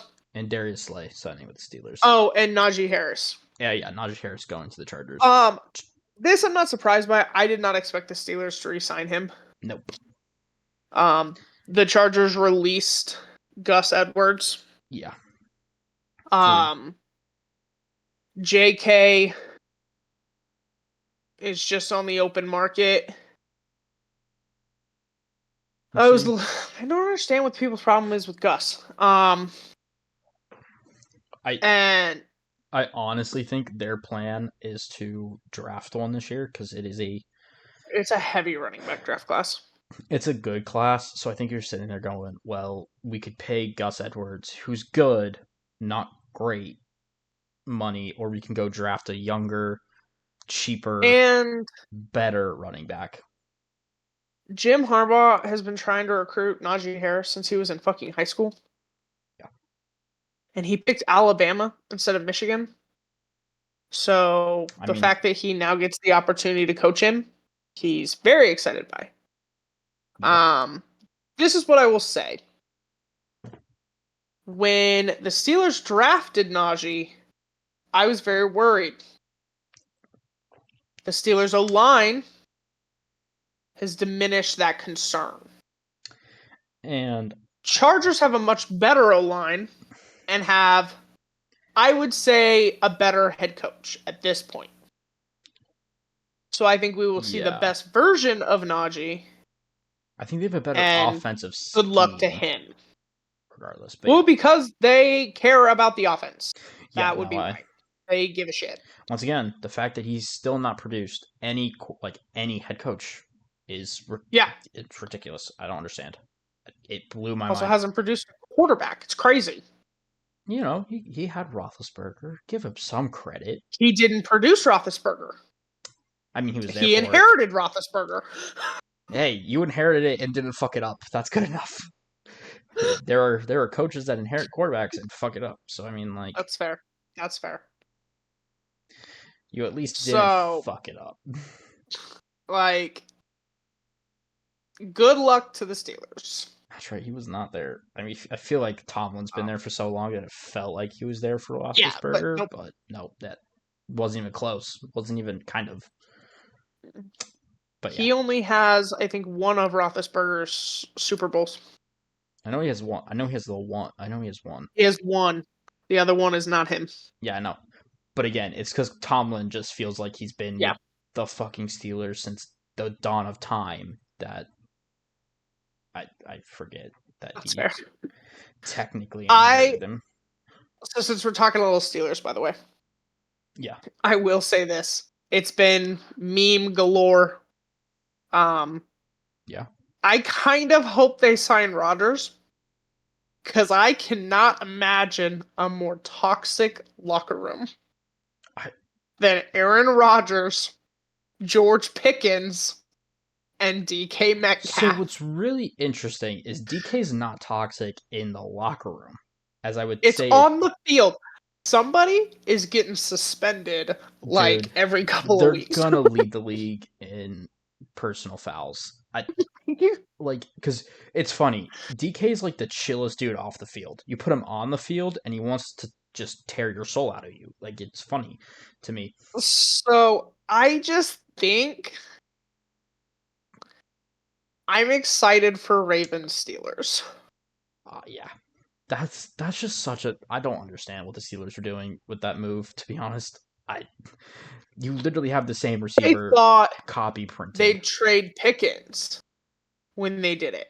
I thought so too. And they still haven't. And it So seems I'm a like little confused. the issue is I thought they were going to do it like immediately after. Yeah, And then they like hyped up the Pickens DK connection, like them two together. And I was like, yeah, they don't plan on separating the two of them. like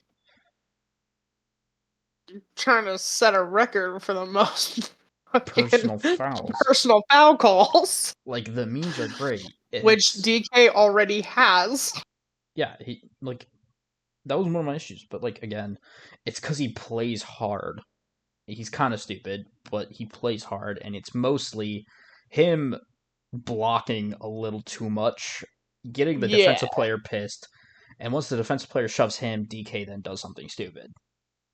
That tends to be how it goes. You now have two copy printed of the same wide receivers. George Pickens is gonna pretty much do that.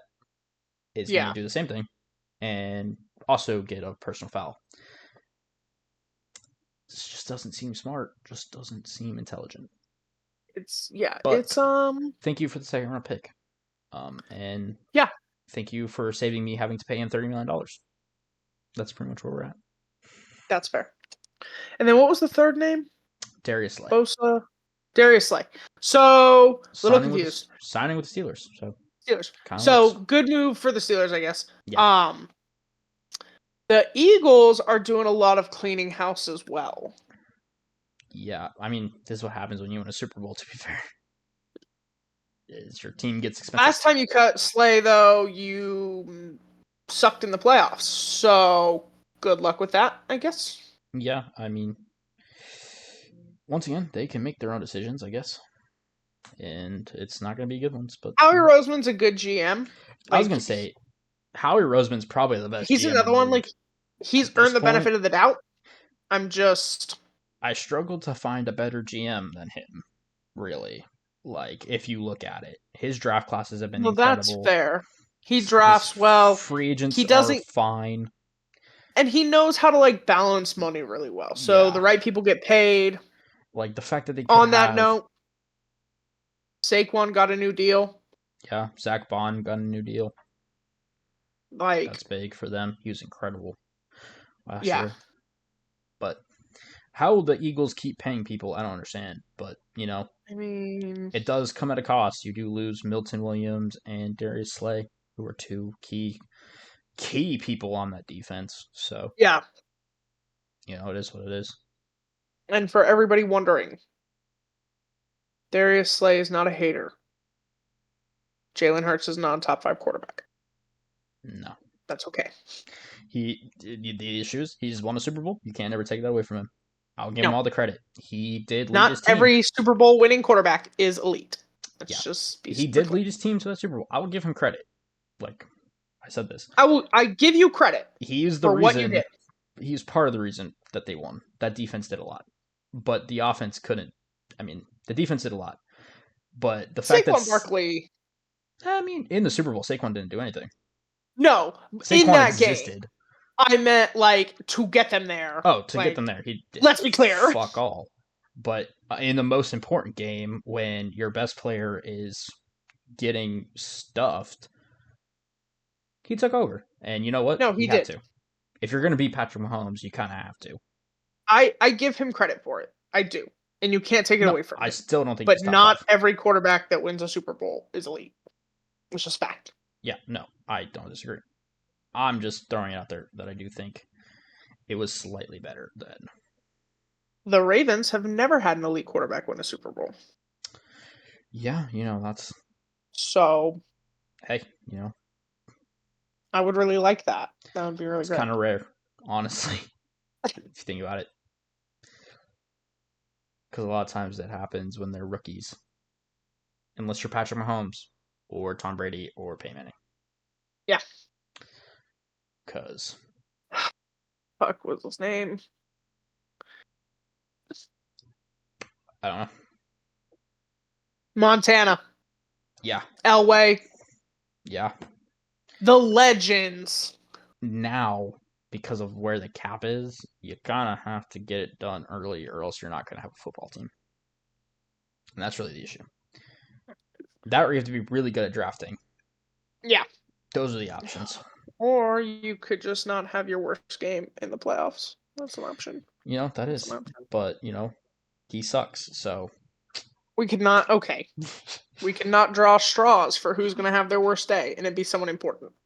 Like, that's all I'm saying. It's whatever. But yeah, feel Fine. bad. This is our year. Uh-huh. It's our Way to go, year. Cowboys. No wonder your name is Dallas. Oh, fuck you. Fuck you. Yes. You walked into it. I had to. It was too easy. All right. Easy. Any other free agency news? No. We've kind of jumped all over the place. Yeah. If you expected some sort of organization for this, you came to I the wrong tried podcast. I did. with quarterbacks, and then it went to hell. Again, I have a list of every free agent move. Les, we don't need to do that. I'm not doing it, but like it did help me a little bit to be like, this team did this, but also we were gonna bounce around regardless. If you came for a Organization. if you came for a well organized podcast, you're in the wrong place. That's fair. That's fair. We're just fun. We just fly by the seat of our pants here. But I do think that does it for free agency. Alrighty. Well, on to our team of the week. Yeah. Which we talked about a little bit. We're going to dive in a little bit more. The Chicago Bears, sticking in the NFC North. Yeah. They did a lot this free agency. I would give them a ton of credit because they revamped their entire offensive line in a day. It was pretty much a day. So they trade for, I don't know his first name, something Jackson. It's Doris Jackson? No. I have no idea. I don't have it, and I feel bad, but I cannot remember his name. He was from the Rams. He's a guard. Something Jackson. It starts with an A. A lot happened this week. I just can't remember. Jonah Jackson. Doesn't start with an A. Jonah. I found it. Jonah Jackson. They trade for him from the Rams. I don't remember what they gave up. It was not a ton. That's all you need to know. So they get Jonah Jackson to play on the right. They get Joe Tooney, the kind of legendary offensive lineman. They trade for him from the Chiefs. So they get him, and then they pick up Drew Dahlman, probably one of the best center options in free agency. So with 3 moves, did they trade for Tooney, or was he just a free agent? They traded for Tooney, I believe. I thought he was just a free agent. No, I do think he was a trade. I think they traded for 2, signed 1, is how it worked. Gotcha. So, pretty solid there. Not terribly for the Bears. Get 3 better offensive linemen than you have. Revamp the worst thing on your team. You also sign Grady Jarrett to the defensive line, which I think is a pretty underrated move. I really like Grady Jarrett. I think he's a really good defensive lineman. Obviously coming towards the back end of his career, but still productive and was one of the best defensive players for the Falcons last year. So, solid moves in this free agency. Don't have to do a ton more because, frankly, they don't really have the cap space to do anything more. They have $16 million left in terms of cap space. Obviously, there's probably triggers they can do to free up more if they needed to, but you also got to think. You got to pay draft picks. Yeah, you got to pay draft picks, and you probably want to have some sort of flexibility. If you want to make a deadline move or if shit happens, you probably want the flexibility. So I would imagine they're done. We'll kind of see. I doubt they have another one unless it's a very small, meaningless contract that is just nothing major. So I do imagine they probably have a couple triggers that can free up a little more. But other than that, I think they're kind of done for free agency. And they're just looking at the draft. And for the Bears, they've got some solid picks in the top 10. I believe they have all of their picks as well. So, not terrible for them. No, they don't. Wait, yeah, they do have all their picks, and I don't think they have any Carolina picks anymore. I don't think. They might have a later I round know from they're out of Carolina. Carolinas. Okay. I think they're out. Yeah, so I think last year was the final. they have at least some of their own, maybe a cup. They're missing a couple. I can't find their draft picks. But either way, they're set up for the draft. Obviously, they got a top 10 pick. You couldn't ask for much more. And I do believe they have their second. So they have the two most important picks they need in the draft. So I think they set themselves up nicely. Obviously, fixing your offensive line, I'm going to keep saying it, is huge. They did what I wish the Seahawks did. So that's saying something. And then adding to your defense is fine. They still have Keenan Allen as a wide receiver. Their wide receiver room still great with Keenan Allen, DJ Moore, and Rome Odunze. You have Caleb Williams, who is your franchise quarterback, who should be your franchise quarterback, is built to be that.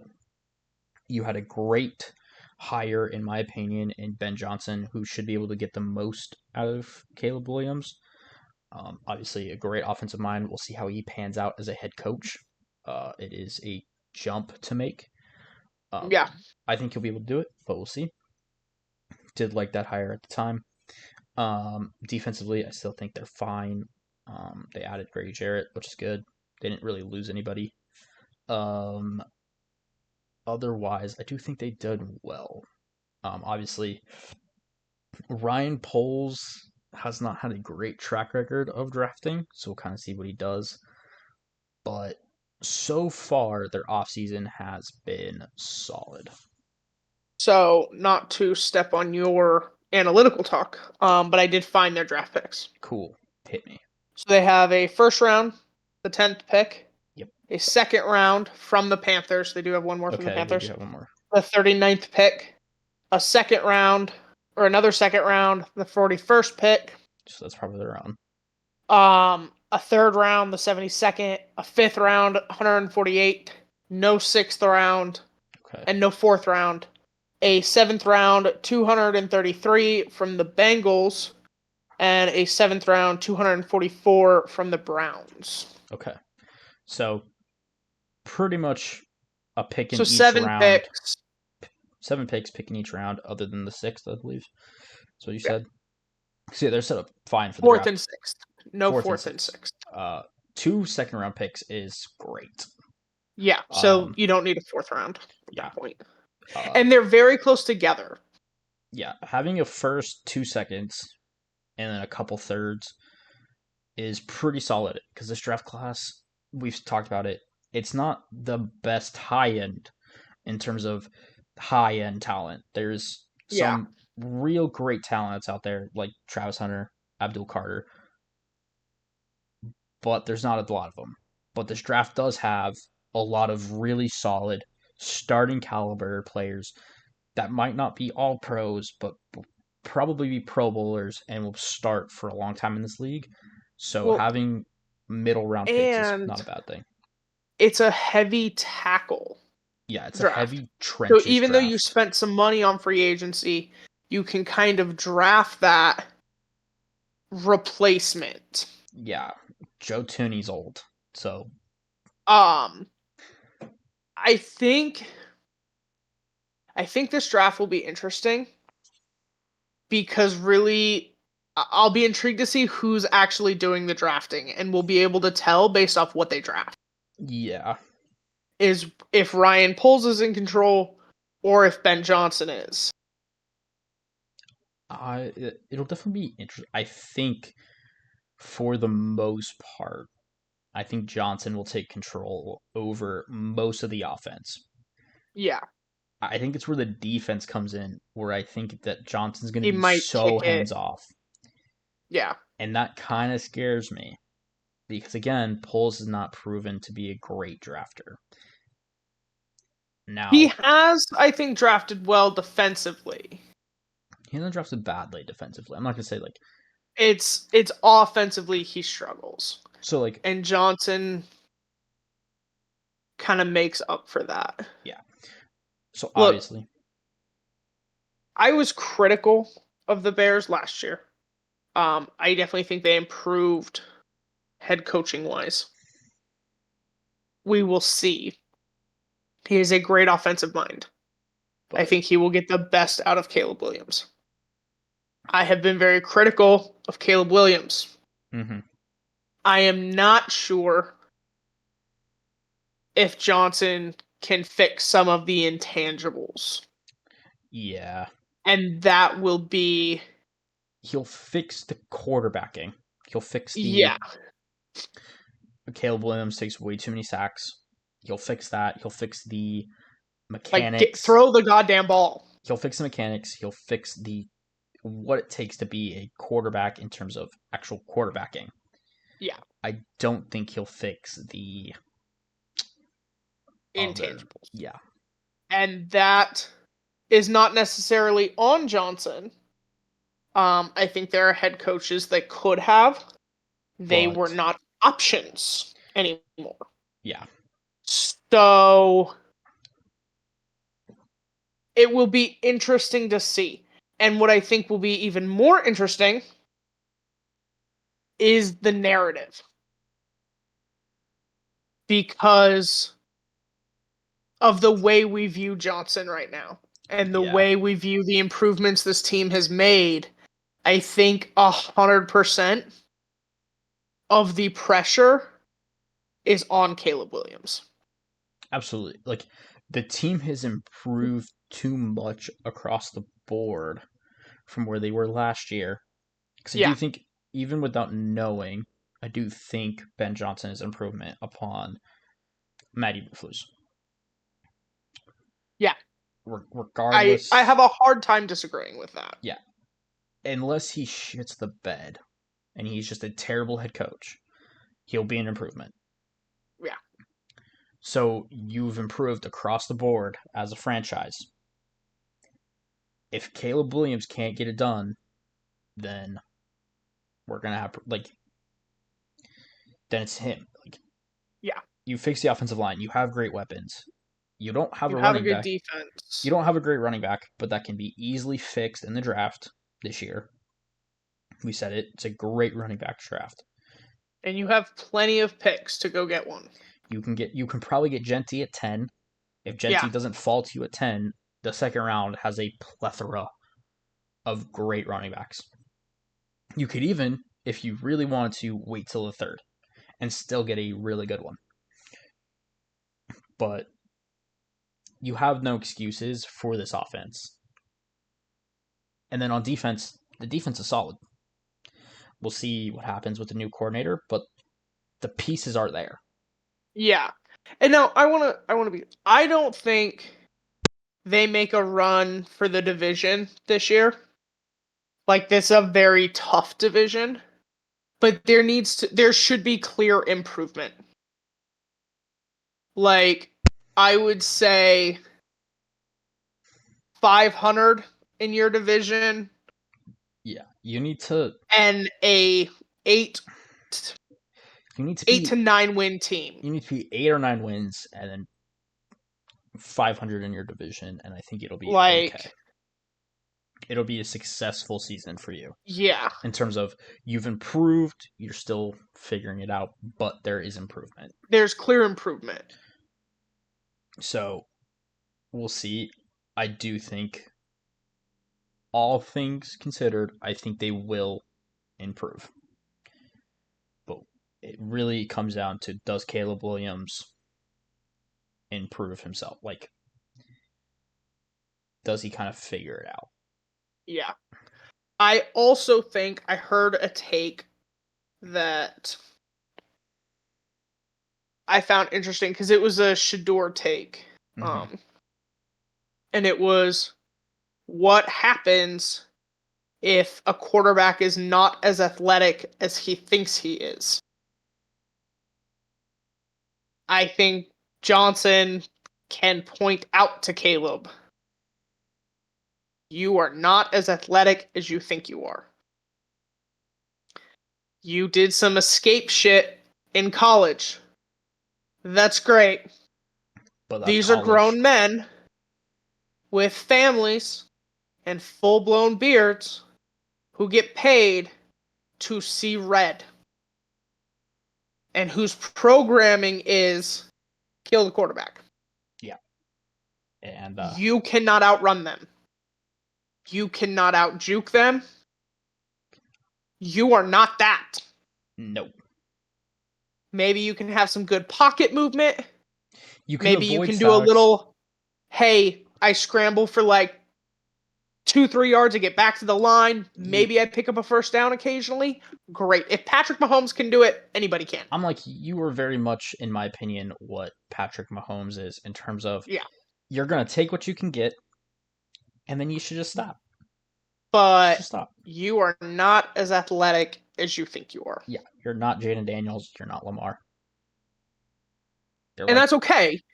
That's fine. But I think he went into last season and he played last season like he was. Yeah, like he could do it. And I just don't think and he has the I do think, ability. luckily, Ben Johnson can be like, you're not them. Bro, you can't. You're not that. Stop. You're a pocket guy. It's all right. Just sit down. You're a pocket guy with the possibility of throwing on the run, getting out, and getting what you can. You're a okay athlete at the position. You're not a statue back there. Like, no. You're not Kirk Cousins. But Mahomes, Burrow, yeah, all good examples. You are not Lamar. You are not Josh Allen. Stop it. Yeah, you're not Lamar. You're not Josh. But you're also not Kirk. So live in the middle ground. Yeah. And you'll be fine. So yeah, I do. I think overall the Bears will improve. And division, I do think Ben Johnson can get the most out of him. I do believe so, yeah. It's the intangibles I'm worried about. I think he'll get the most out of him talent-wise. We'll see if he can get the most out of him as a person playing football. Yeah. We'll see. But I agree. Overall, I do think they're going to improve. I think that division is going to be hella fun to watch because I think every team in that division either improved or is still good. The only exception is I think the Vikings got a little worse. We'll see what JJ McCarthy is.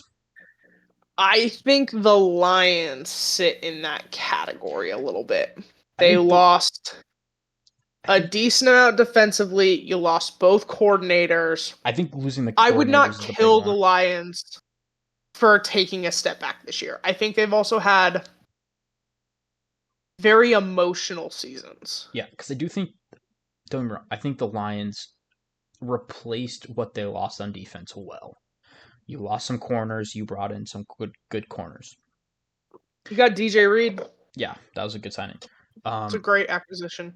I think really the problem that the Lions could run into is you're replacing two great coordinators. And that is not hard to replace one at a time. Both is sketchy. It's a struggle. You've had very emotional seasons. Goff is coming off one of the worst games of his career. Yeah. Like, if they took a step back and were second or third in their division, I wouldn't kill them for it. No, and I feel the same about the Vikings. You are now officially relying on McCarthy. You lost a lot. You also gained it. Like, you rebuilt your offensive line, and you did a really good job on the defensive line. And you also fixed your secondary a little bit. Not a lot, but a little bit. I think the question there really will come down to the offense. It'll come down to the where JJ is at. Can JJ perform in his rookie year, and is he healthy? Is the two questions. Is that knee ready? Does it impact his mobility? And what does he look like now? So I think they're putting, and that's why I think the Vikings, for me, are the biggest fallers in the NFC North. Purely because you are putting your eggs in a giant unknown in JJ McCarthy. That's fair. Now, granted, I think they have the right head coach. I think they have the perfect head coach for the situation. and Yeah. they have a great team around him. So you built the team for success. I do think he's going to be fine. I just think coming off that injury as a rookie, it could be a little tough. I think the Lions are the biggest fallers. And that's understandable. Like, that is. I think the Packers are the biggest risers. And it's really because the Packers didn't do anything, in a way. They really don't. I didn't think they needed to. They needed to get. They're so young Yeah, that just every year that they gain experience, and hopefully Jordan Love is healthy this year. they'll be fine. Yeah. And that's my opinion. Like, LaFleur's a great coach. and that's why I think you're not wrong. I think they're the biggest risers, but they're the biggest risers because they didn't fuck it up. And And the because I people think around them we fell. expect the other two to fall. Yeah, and it was because the other two fell, and the Bears were so far behind them that Yeah. it didn't matter. Like, I don't think the Bears going from fourth to third Is is gonna. And I wouldn't be shocked if at 8-9 or 9-8 they're fourth in their division. yeah. But again, Like, it's like the AFC North. You can have a winning record and be fourth yeah, you could, and miss the playoffs. or you could end up being third because a team like the Vikings with a younger Just, quarterback just couldn't get it done. yeah, JJ just need McCarthy more time. wasn't quite healthy and struggled. Yeah.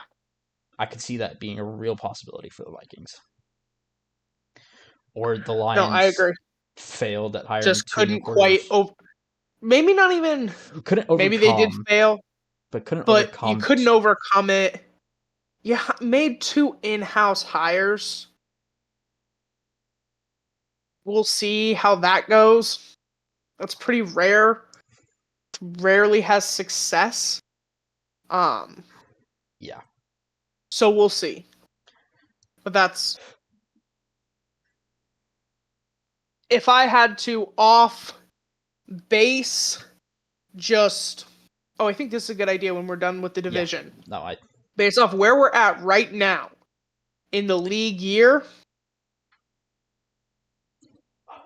I would go Packers, Vikings.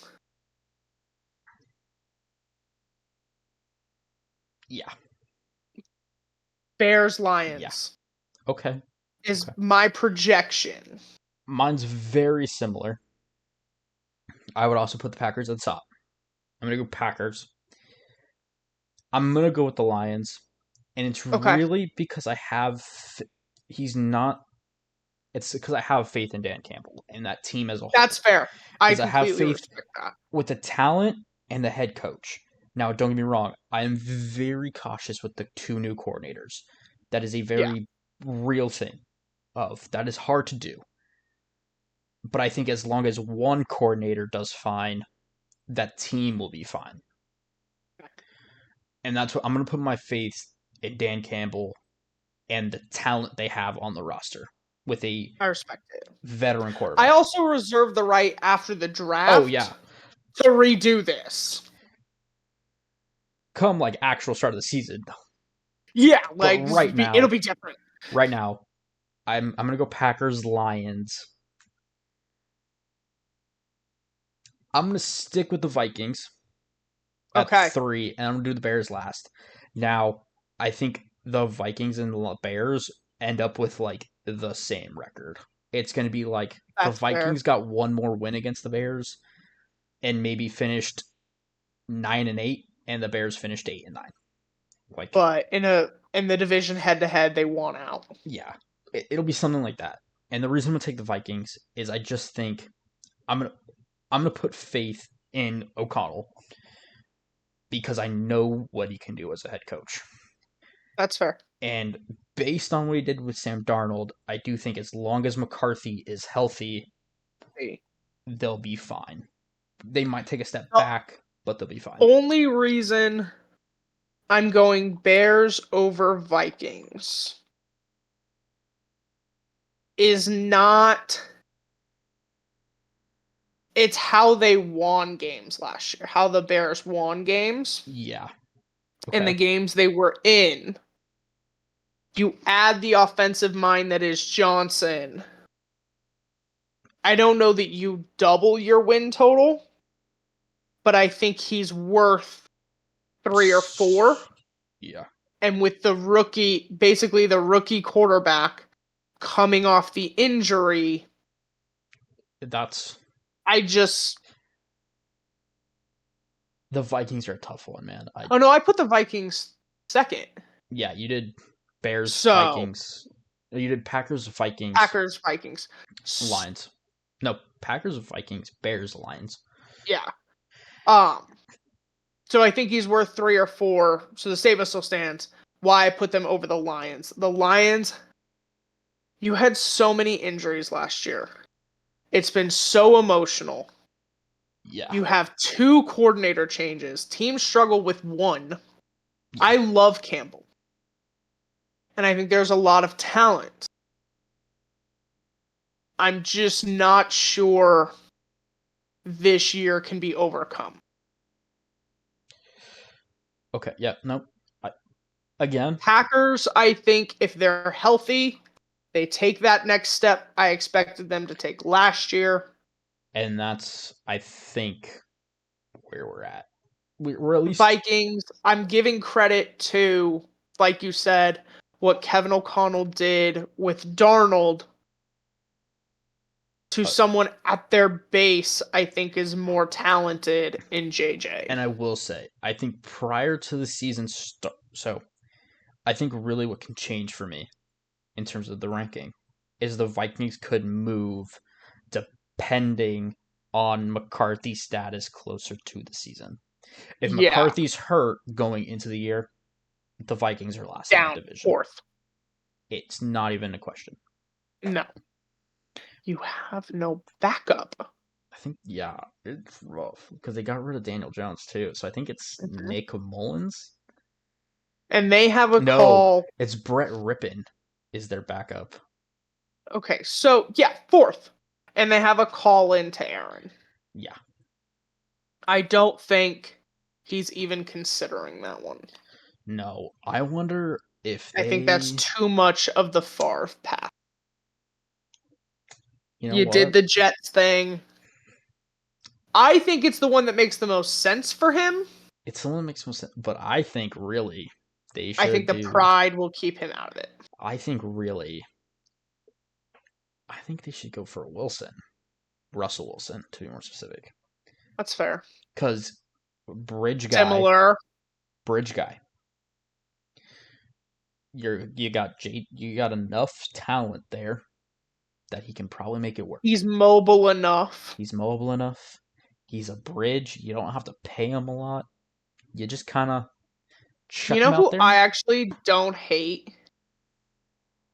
Garoppolo. Ooh, that's not He's familiar with a Shanahan offense, which you a run. ooh a Garoppolo. He's a That's not bridge bad. guy. That's not bad.